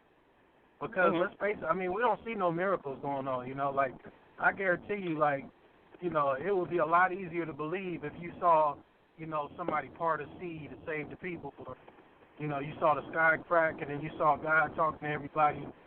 It would be a lot easier to believe, but we don't come in like that. Our faith has to be like on 1,000, more so than what they were doing. But I think that we try to. It's like lukewarm. You know what I'm saying? You got one foot in and one foot out, just in case.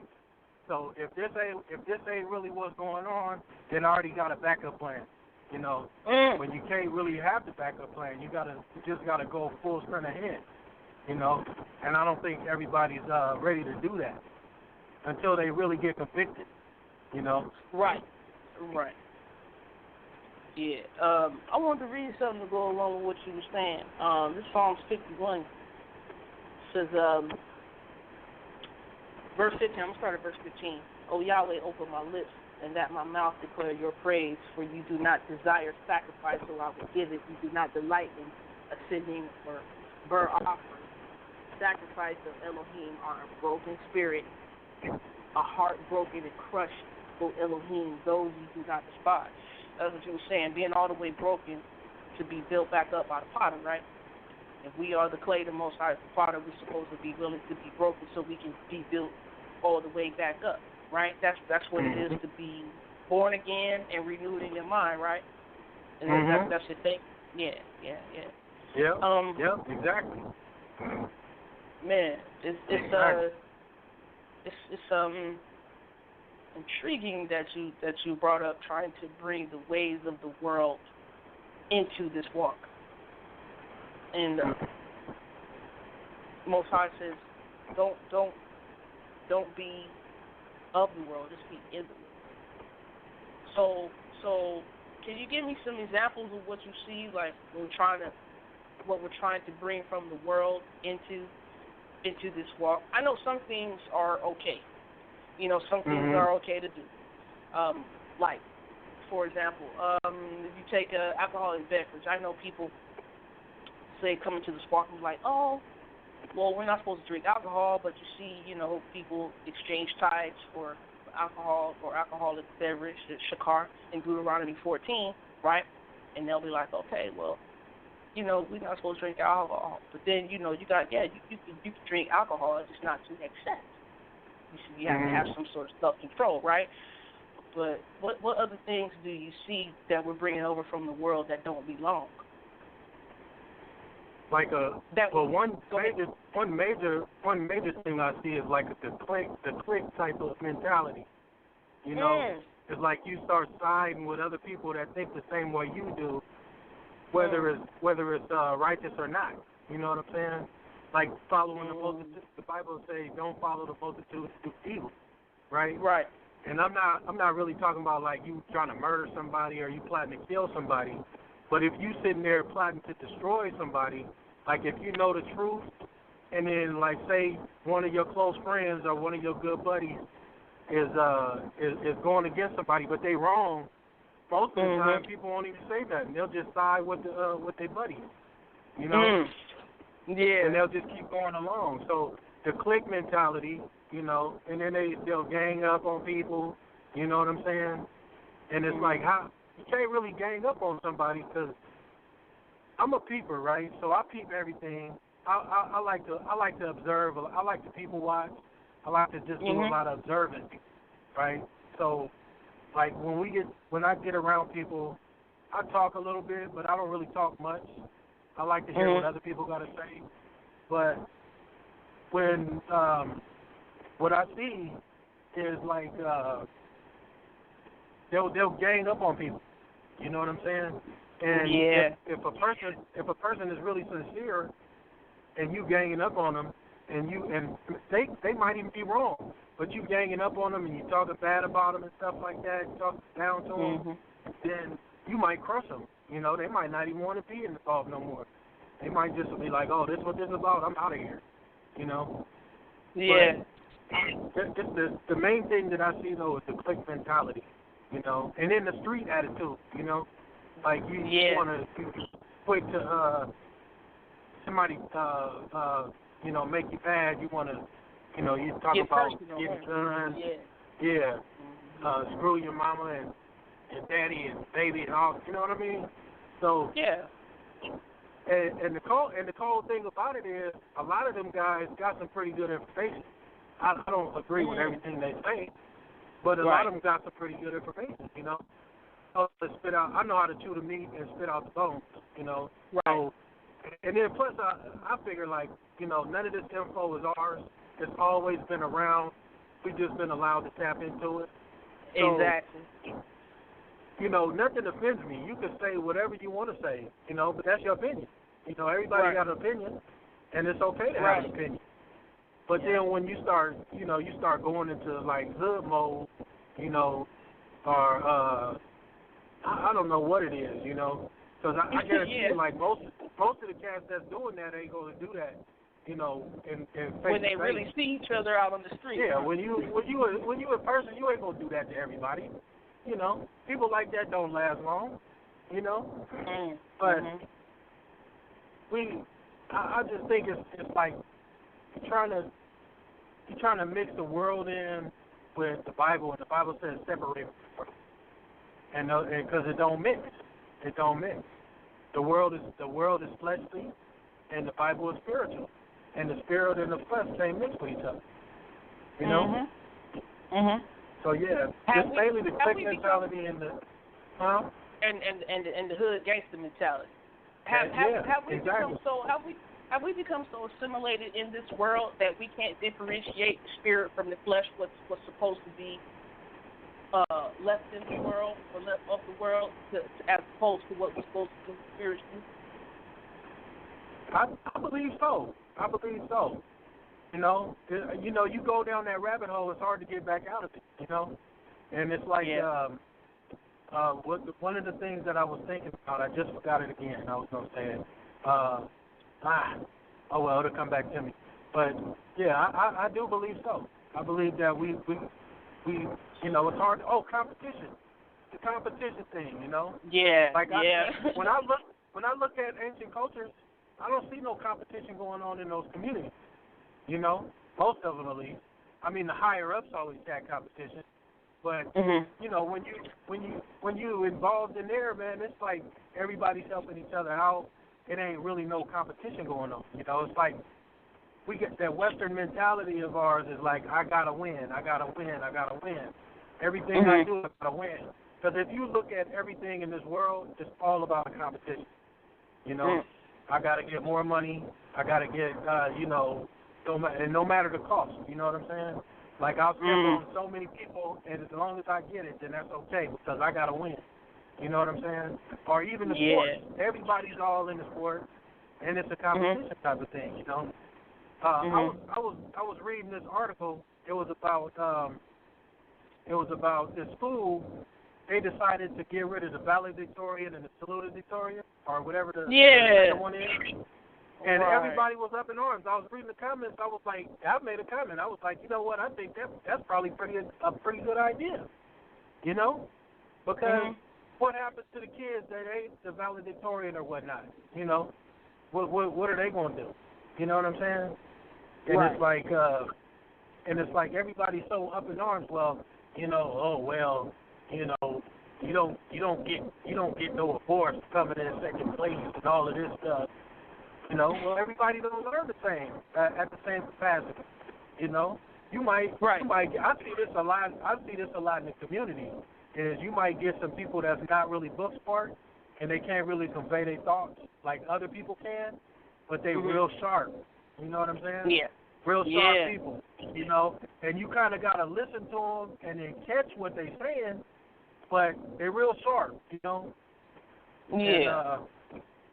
And it's weird. It's just weird. The competition thing is like that's another main thing that's going on. I think they bring that competition in here.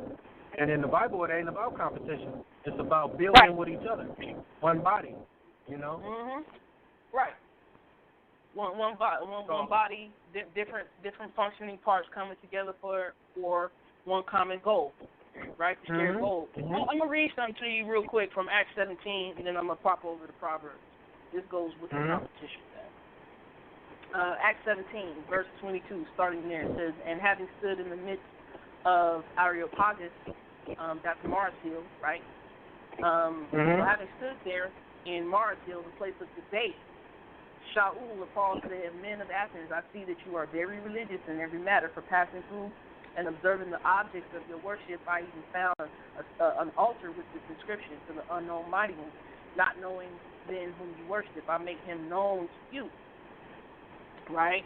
I make him known to you. And Yahweh, who made the world and all that is in it, this one being master of heaven and the earth, does not dwell in the dwellings made with hands. Pretty much, you know, there was some talk going on back and forth about, you know, the imperial Caesar gods as opposed to quote unquote this new god that Paul was introducing. They said that Paul was introducing a new god, right? So and pretty much this is between the Epicureans and the Stoics. The Epicureans and the Stoics, and they were debaters. They were Greeks, and Greeks get into philosophy and debate. And so, like when you come into when you start looking or taking on the Greek culture, you get into the debate realm. You get into the competition realm. You know, they did this for sport, like you said, but that comes from the Greek. It comes from the Greek culture. So I want to read this real quick. Proverbs 3:31 says, "Do not envy a cruel man and choose none of his ways." Pretty much it's saying, do not envy your oppressor. Choose none of his ways.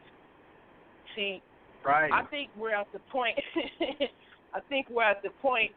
Where we don't even realize we envying our oppressor taking on their ways. We don't even know that were doing these things. What's your take on that? Go ahead. I agree 100% with that. Don't envy your oppressor. To me personally, I think that's what the mark is. You know what I'm saying? It's like, I know other people have their different opinions about the mark, but the mark is choosing things that go contrary to what God said do. He said, don't envy the oppressor and choose none of their ways. Why? Because you're gonna start turning into what your oppressor was doing. Right. You're gonna become that same way. And that mark, man, that mark is, to me personally, I think it's sin. And if your oppressor is oppressing people, and that's one of the main abominations that the Most High said He hated, then guess what? That's what you're taking on, and that's what you become. And it's weird because, like, a lot of I might lose y'all. I'm going through a tunnel. Hello? Yep, I'm here. Okay. Yeah, so, like, a lot of my family on my mom's side, right, a lot of them is like I got a lot of the bourgeoisie, Yeah. A lot of, they're like real prominent people, and I see them, it's like they think a little bit different than everybody else, It's kind of like, who could I compare it to? I'm blanking out right now, but I got a lot. The way that they go about approaching things is, like a lot of them got money, Yeah. and then they can see things totally different. Like, I get into conversations with them sometimes on Facebook because we communicate a lot on Facebook, and then they think that everybody has. Like, okay, it's hard because, like, okay, so we used to live in West Oakland, right? It was these little kids. How old was them kids, Joe? 7, 11, and what, 10? Something like that, right? They out there, they smoking weed, right? They trying to figure out how they gonna come up on the next money, I mean, these kids were sharp. Like, they was going out with donation lists. Talking about going up to people, talking about give me play basketball. Can you donate to the team?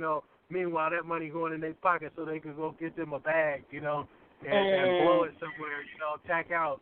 But you know what I'm saying? Like, so the family members that I got will look at them and be like, well, they ought to know better.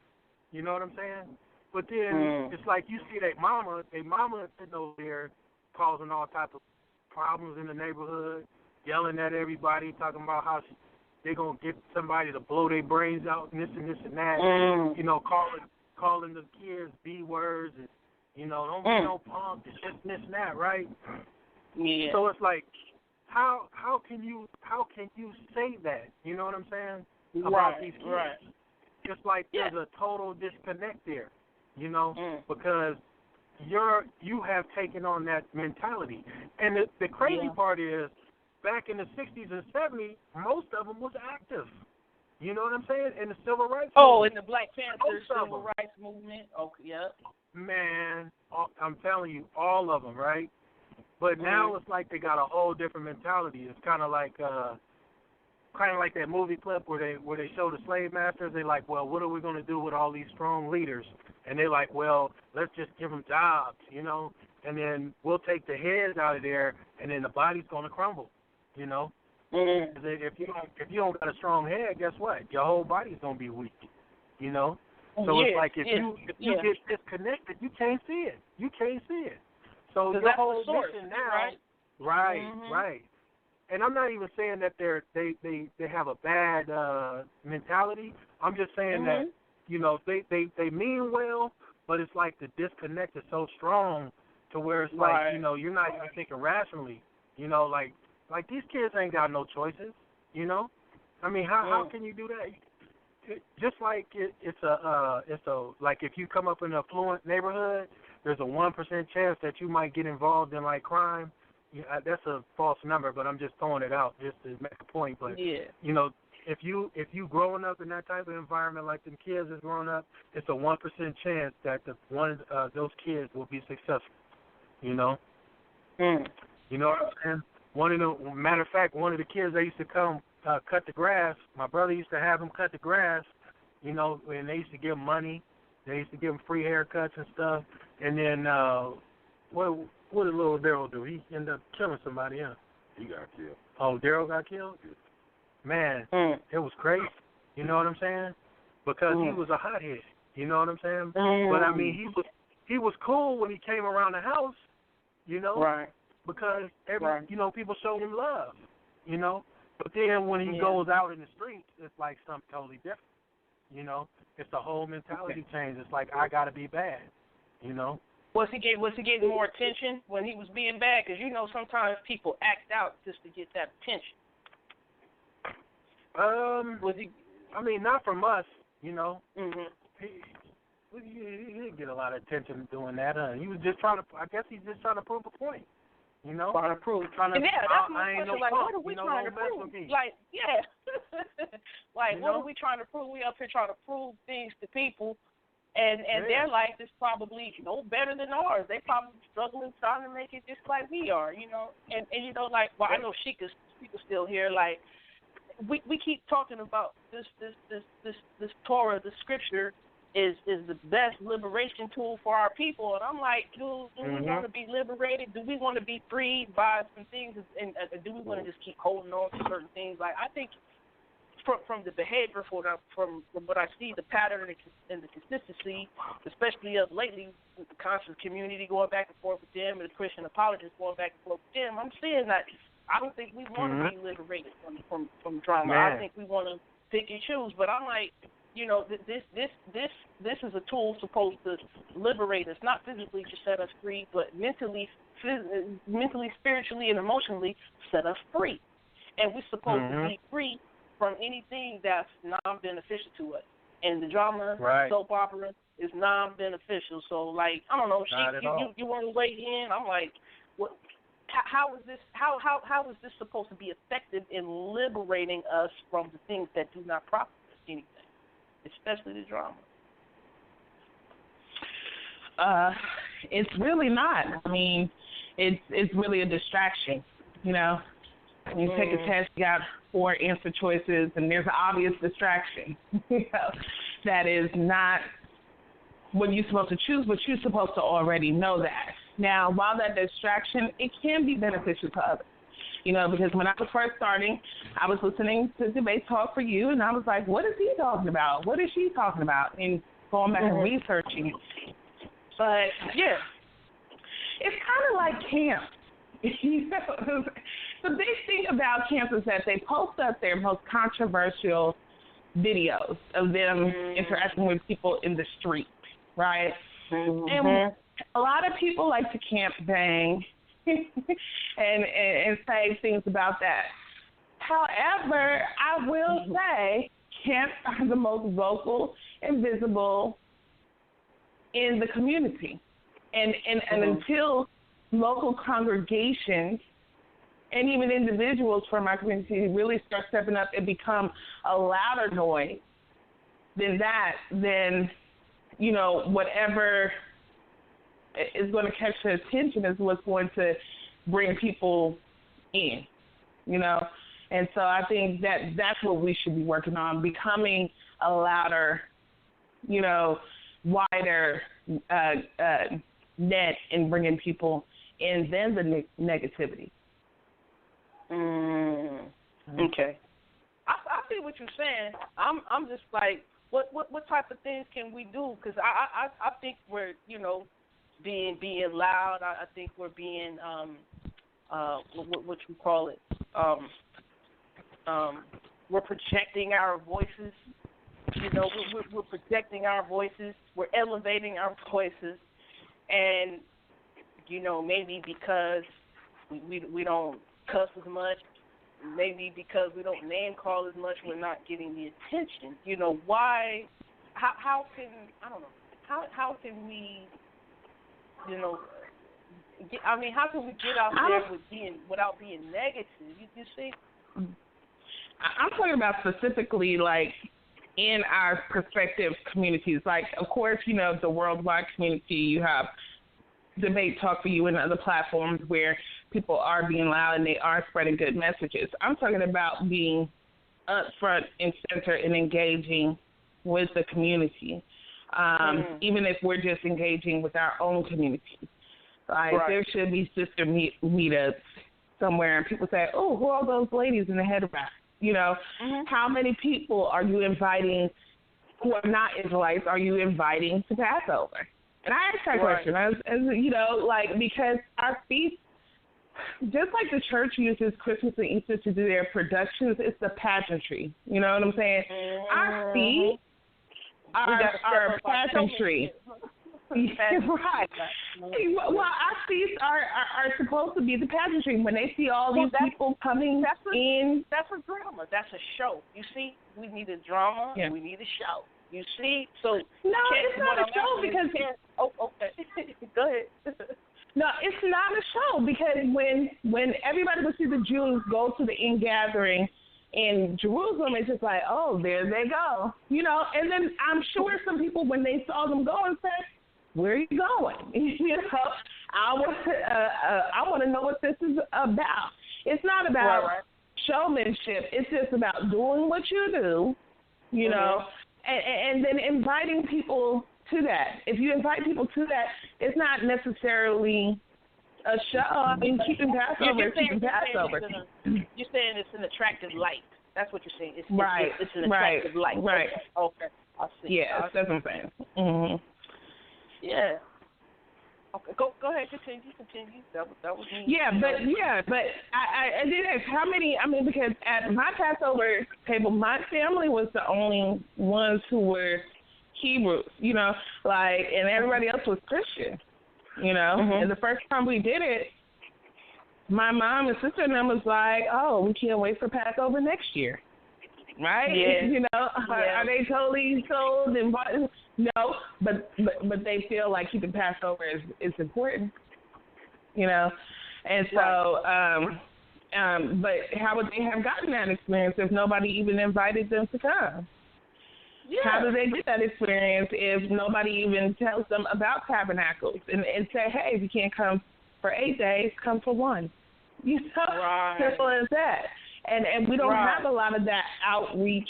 I don't see a lot of outreach. I mean, we have congregations who only, you know, deal with the people in their members because they don't want to deal with contention or wrong information coming in. But it's like, how do you bring people in who may not even know? Yes. So outreach does have to be a part of the ministry. How are you collectively going into schools and mentoring? You know, how are you collectively, I mean, doing the things, and I hate to say it, but you see Christian churches do to try to make their presence felt in the community. Now, I'm not saying it has to be one congregation doing it. The congregations can come together and say, hey, this is going to be our outreach this year. You know, so that way it's not weighing so heavy on just one congregation to be mentoring all of DFW. You know what I'm saying? So yeah. I know when I'm hanging out with some people, you know, we might be playing a board game or something, and I use that as warm chatter sometimes, especially if a holiday is coming up, like Thanksgiving, Christmas, or Easter, or whatever. And, you know, maybe a week or two, I'm hanging out with the peoples, and they're like, oh, SHAN-T, you know, what y'all about to do, you know, coming up? And I'm like, oh, we ain't going to do nothing. Oh, y'all ain't going to do nothing?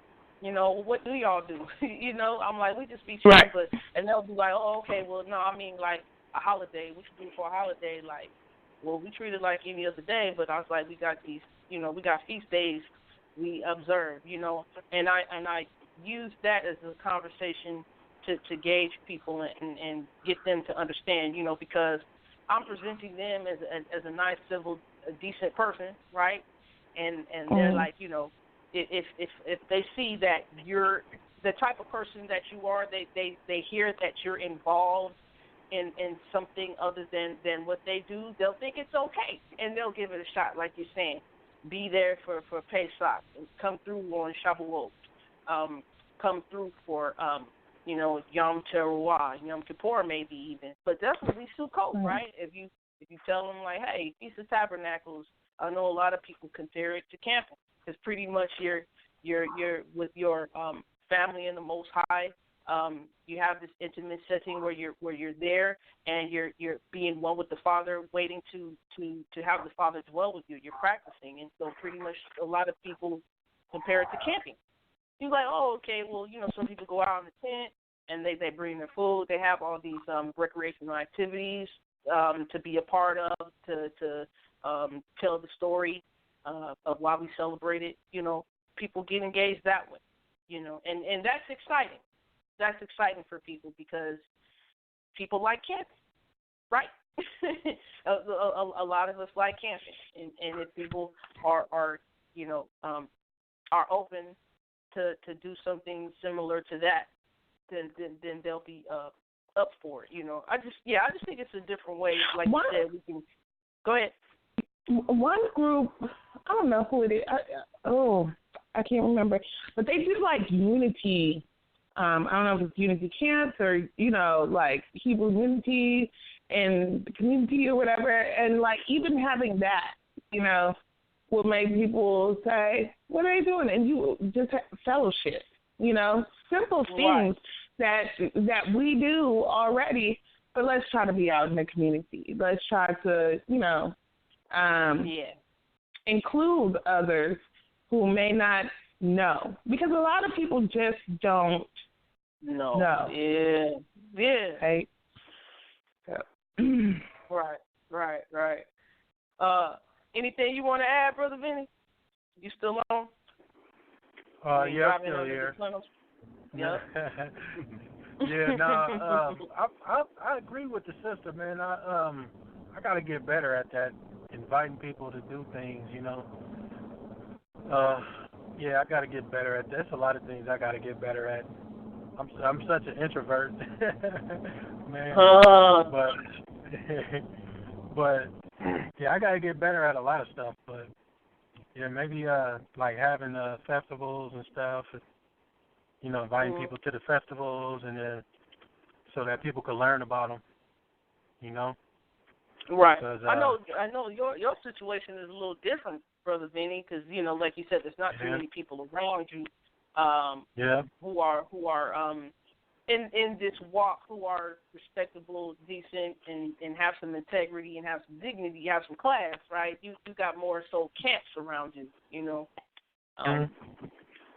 Well, I mean, it's a couple cool brothers, man, but it's just like I can't really take my kids, because if they start talking about everybody's the devil, and I can't have my kids up in that, because to be honest with you, I don't. I agree with a lot of what they say, but one of my main issues with what they teach is the salvation issue. How nobody can get salvation, but Israel. That's like my main thing that I can't, that I don't vibe with no more, But it's like I can't really take my kids around that, So, but I mean, it's a couple cool brothers. I mean, that we talk, and we vibe. But it's like that's like my main thing going on, Because I do think that they get out there and they preach some good stuff, But it's like when you pulling people to the side, do you know what your future holds? It's like, oh man, I gotta go. Right. Because I done seen them just, they'll be talking, and the mission is to pull the fish in, right? Right. But we talking and ain't no real fish coming around, so they'll see like maybe a white or a Chinese person or Indian guy, some East Indian guy walking up the street, and they'll be like, hey, can I talk to you for a minute? You got time to talk about your future? It's like, come on, man. Let them people go about their business. Right. You like, do you know about your future? Like, what was they trying to pull the or you gonna be my servant thing on them, right? I mean? They try to pull that. I mean, we call these things childish. We call these things child's play. It's like, that's why I read 1 Corinthians 13. I'm like, I mean, yeah, the Most High says, come to him as a child, meaning, be able to be teachable, be able to absorb some information, come in, eager to learn, and like you're just, like you were born a few years ago, come to him like a child in that sense, but not be childish, when you're supposed to know better, you're supposed to try to do better. But I'm like, like Stick said, it's clickbait. Do we got to get this? Do we got to get something going? I'm like, what? Let me ask this. Is the social media one of the driving points for a lot of this drama? Because it seems like people are more susceptible to be keyboard gangsters than anything. They feel comfortable talking to you behind the keyboard, and if you've seen this person in the streets or outside of the social media, you probably wouldn't even get at them like you're getting at them on the social media. Has the social media become a breeding ground for more drama, or be comfortable in more drama because of the social media? Wait, say that again. I'm sorry. Are we comfortable in more drama because of social media? The keyboard gangsterism. I mean, you got the guys that be on the keyboard, but then again, you got the guys that be in the streets, and they the ones that be in the streets really be, they camped up and everything, and they really, they talk like that on the daily, But it's like you do have the keyboard people, like the ones that don't ever get out the house, but just like get online, and then they act like the people that really do the things, Yeah. Like you associate yourself like what's that cartoon called with the big dog and the little dog Spike, and it's with Sylvester. Remember they had a runoff with his Spike, and then they had the little dog jumping up and down.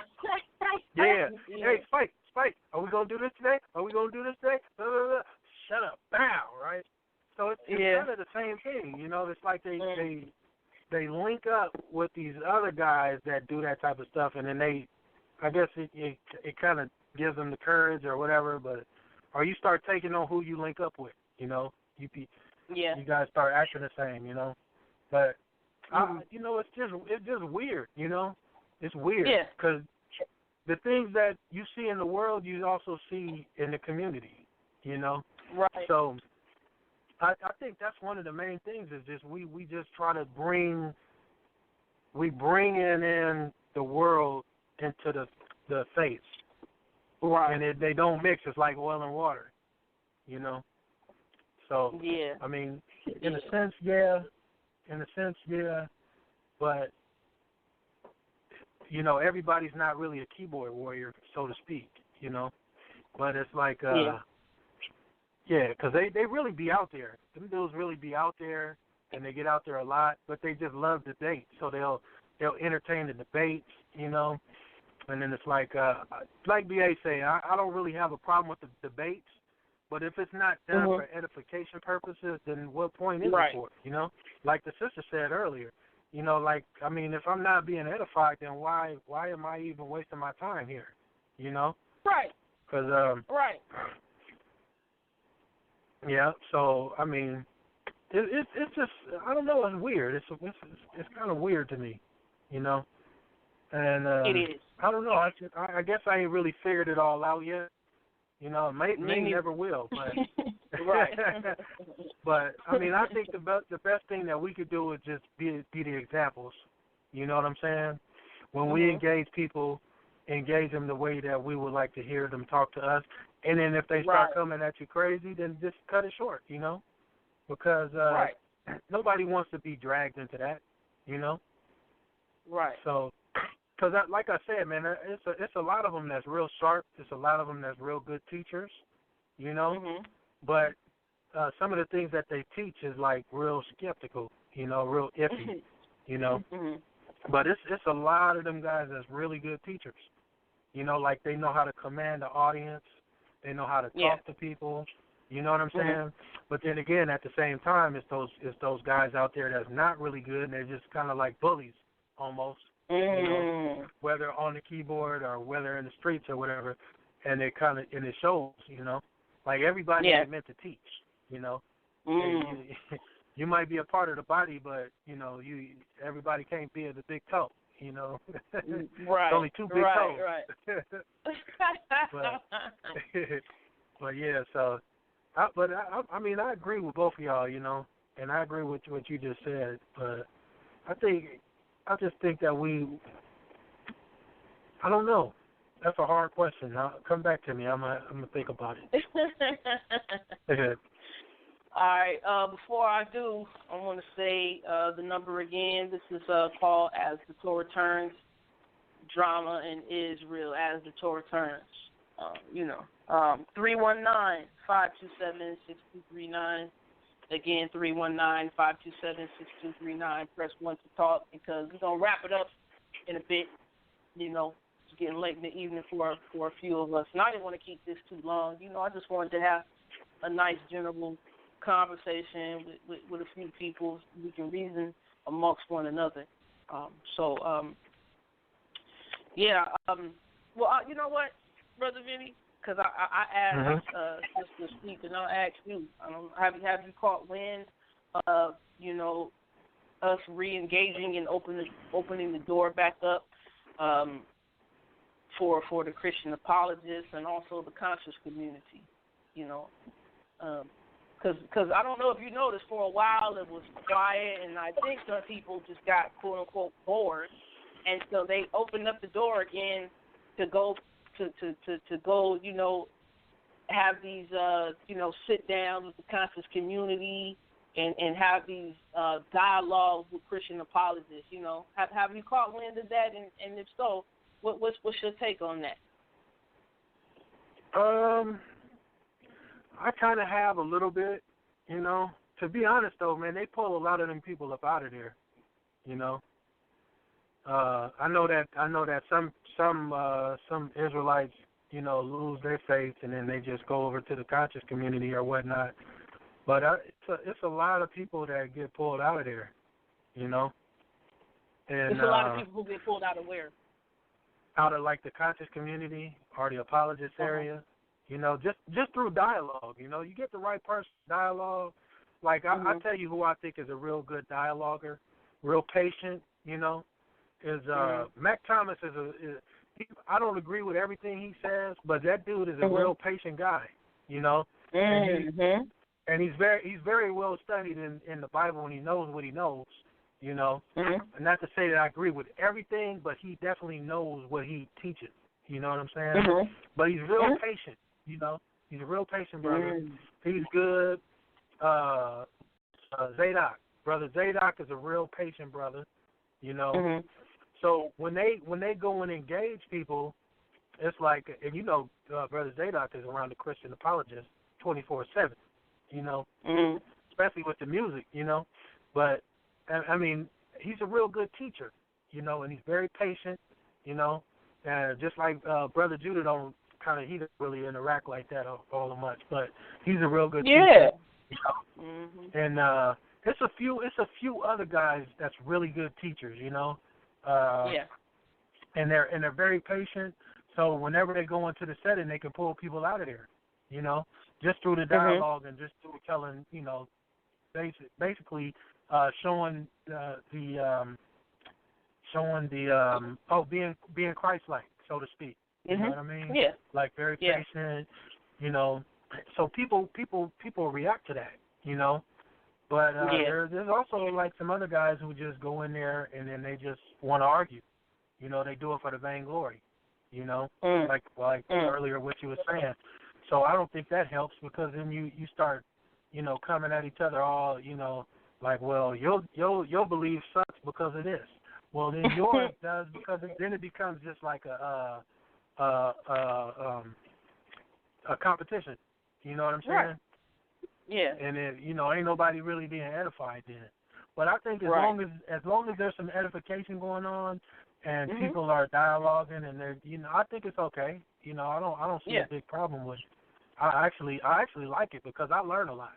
When I listen to the dialogue, even when I dialogue, because I've been on Sister Cherry program a couple times. A lot of them is real cool people. I don't even disagree with a lot of the stuff that they say. But my main issue is when it comes down to like keeping, Torah and doing Sabbath and changing the Sabbath. You know what I mean? So I mean, some of the, they preach the love of Christ. Okay, yeah. I just don't agree with the behavior, because if you're gonna preach the love of Christ, behave in it. You know what I'm saying? Well, they kind of take it easy on me when I go over there. Some of them don't, though, man. Some of them you have to. I mean, last time I went on there, I had to tell one of them. I was like, man, look, I don't come at y'all like that. So please don't talk to me like that. You know what I'm saying? You calling me liars and everything. I really believe this. I'm not lying. If I'm wrong, then you present your information. I'll go check it out. And if I'm wrong, then I'll turn around. But to just be bashing like, oh, you're a liar, and you're blaspheming. I'm like, what? What? Like, who am I trying to lead astray? You know what I mean? On purpose. Like, I really believe what I'm telling you. Right. So it's like it's crazy, but yeah, no, they take it easy on me. Some like Sister Cherry's real cool when she will yell at you though. She kind of remind me of like somebody aunt, when See, you know me. Yelling at you. I don't like yelling. Now, if I find myself yelling, that means I'm really teed off to the high. You know what I mean? And I know I don't like that part of myself. You see, I'm not an argumentative person. Like, you can ask my husband. We don't get into a lot of spats. I'm not argumentative. You see, you know, and pretty much I know a lot of people tell me, well, that's not a woman trait. You're supposed to be argumentative sometimes. Like, I don't like to argue. I will go leave and take a ride somewhere. Even if people try to push my buttons, I don't even like to respond and start cat fighting, but right. But getting into, like, I call it the schoolyard thing, with the schoolyard, you at the schoolyard, and you see one boy go to the next boy and, like, are you a sissy, are you a punk or whatever, and then they start going back and forth. I see that within this community. You know what I mean? Right. Well, do you know the scriptures? Well, do you know it like this? Do you know it means this instead of what you're doing? Do you know you're supposed to be doing that? Like, okay, well, I'm trying to one up you. You see, but I'm like, in this thing, we're supposed to be edifying and building up one another to encourage each other to exhibit the behavior of the Spirit of the Most High. You see, and I'm like, okay, why is it that? And I brought up me not being argumentative. Like, a lot of brothers think a lot of sisters are argumentative, but a lot of brothers complain about sisters wanting to argue, but the majority of the time I see the brothers argue, and they don't call it an argument. They don't want to call it what it is. They just like, oh, we just building. What you think of that? Like, what you want to call a spade a spade? They're treating it like the schoolyard. I'm like, yeah, it's they do call it building. A lot of it ain't really building. You know what I mean? Because when you start asking questions to try to catch somebody up, then that's not really building. It's like you trying to win your point. You know what I mean? So it's not really building. But a lot of the times I think it is building. And I think the defenses are up on everybody's side because they know, like, okay, this dude, I got to watch out because they'll try to catch me up, and I got to be more defensive, So I think that's where most of it comes into play. But a lot of it ain't building, Like, one of the builds that I was looking forward to, like, I thought Brother Josh and Davon Mays was going to have a discussion, And I was looking forward to that one. And then, like, who else from the Christians? I like listening to when So Real and So Real, and he be dialoguing with other people. I like listening to those. you know, except for when they start trying to talk over each other, you know, then it kind of gets like, here we go. But I don't know. I like the builds. I don't like the when they start bickering. It's like nobody's edifying no more, you know. Right. But Sheik, what's your take? You still there, Sheik? Yeah, I'm still here. Yeah, I mean, and before I answer the question, I'm not saying that some of the women or females out here are exempt from arguing, because we see a little bit of that too. We definitely do. I'm just saying, like, why do we say we don't like to get into arguments? Like, for example, we don't like to get into arguments with our spouse, but we find ourselves exhibiting the same behavior that's going to start an argument, and we like to do that in this community. You know. Mhm. I think sometimes people are just, you know, in desperation for somebody to agree with them, or it's just an emotional attachment to what you believe, and so therefore you're willing to go to bat for it. But it goes both ways. I won't say that it's just females, because, you know, males will be like, oh, women are argumentative, but then you have a 30-comment post right there. and then what you'll do, then what you'll see happen is that once they start getting hit with scriptures, right, and they start losing ground, where's your husband at? You're out of order. Wait a minute, this is 40 comments later. And I think you're out of order, because if that was the order that you felt was decent, then that should have been comment 1, you know, instead of 40. And so the need to debate back and forth and go on and on. I mean, like, I'm not gonna lie. One day I did it because it was just I don't even know how it got here. And then it got so bad that the person called me over the Facebook. Okay. I was like, man, how did I get? I mean, and this is on the Sabbath. I'm like, why am I doing this? I could just, you know, my friend said that the key word is disengage. Disengage. I see. But I think it's because I spent so much time on a debate page that sometimes I get hooked into it. And so that's why my group now is not a debate. It's for Israelites, you know, and that's it, you know, because I just really just want to have the sharing of the information, you know, versus debating all the time. So,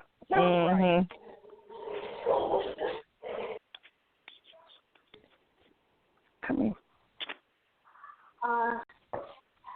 Oh, did I answer that completely? Was there another part? Yeah, you did. Yeah, you did. And then my dog interrupted. You know what I'm saying? Oh. That was my dog. Somebody must be at the door. Excuse me for that, y'all. My dog is being what it's supposed to. You know, being on high alert. But yeah. All right. Sal, we got any more callers? If not, we're gonna wrap it up. Nah, nobody else is standing by at this time, so you good. All right. All right. With that being said, Sheikah and Brother Vinny, I appreciate y'all coming on. This is, you know, this has definitely been, as you can hear, weighing on my spirit for a few weeks, and I just decided to take this time instead of teaching, just to have a conversation. Sometimes you just gotta come and then have what you mean, come to Jesus, come to Yeshua meeting, and let's you know, to discuss a few things and put some things out on the table. And this is how you build. This is how you reason. This is how you begin to take things into consideration and then take them back to the Most High and prayer, meditation, study, and come to a righteous, sound conclusion. You know, these are things we take and we'll re-examine, we'll look over again, we'll reevaluate, you know, and I'm really appreciative of y'all coming on with everything, your input, your outlook, your take on things. And there's a lot of things I'm going to actually look into myself, some things that you shared, Brother Vinny, some things that you shared, Sister Sheik. And maybe this is a starting point. I don't know, to not have or want to be engaged or want to just be involved in it and participating in so much drama. Take a look in the mirror. Start with myself. So I want to say I love y'all with the love of the Most High. I hope your walk continues to be strengthened. I hope you can endure. I hope there was something said tonight that's going to provoke you to continue to seek the Most High. I really do want to see us get better, be better in this community. I know we have a long way to go. I just want to say I love y'all. I love y'all, and keep me in your prayers. Keep Brother Sal in your prayers. Keep all of us in prayer. Keep all of us in prayer because we have a mighty work to do. We have a lot of layers of oppression to have peeled off of us. But I believe we serve an awesome, loving, just powerful Elohim, and we can overcome anything. Because that's what this faith is about. That's what this walk is about. So with that being said, I love y'all with the love of the Most High. I really do, Israel. Man, Brother Vinny, Sister Sheik, y'all can have some closing words, and shalom, mishpacha, v'habarim, kol tehelim, kol kabo, v'hatiteres, Yahweh, Abinu Eloheinu. Go ahead, Brother Vinny and Sheik. Yes, okay, I am. I'm sorry. Yeah. Go ahead, brother. No, go ahead, brother. Sis. Okay. I just want to say to everyone, shalom, shalom. Have a good rest of the week and a happy Sabbath. Let's try to do better and put more of our energy and work towards making our light shine brighter in our communities and in our congregations and in our own familial lives. And with that, I say good night. Lala Tov, Sheik. All right. Brother Vinny. Yeah, I'd like to say thanks to the Most High for a good build. Thanks, Brother Sal, for letting me on. Sister Sheik, thanks for sharing the panel or the mic with us and with me. And Sister SHAN-T, thanks for, having this dialogue. We'll all get it right, I think, because I see a lot of growth in everybody. Like it might be coming along slowly, but I definitely see a lot of growth, especially when I first start watching the camps up until now, and also a lot of growth between everybody. A lot of people learning, and as long as we're learning, then I think everything's okay.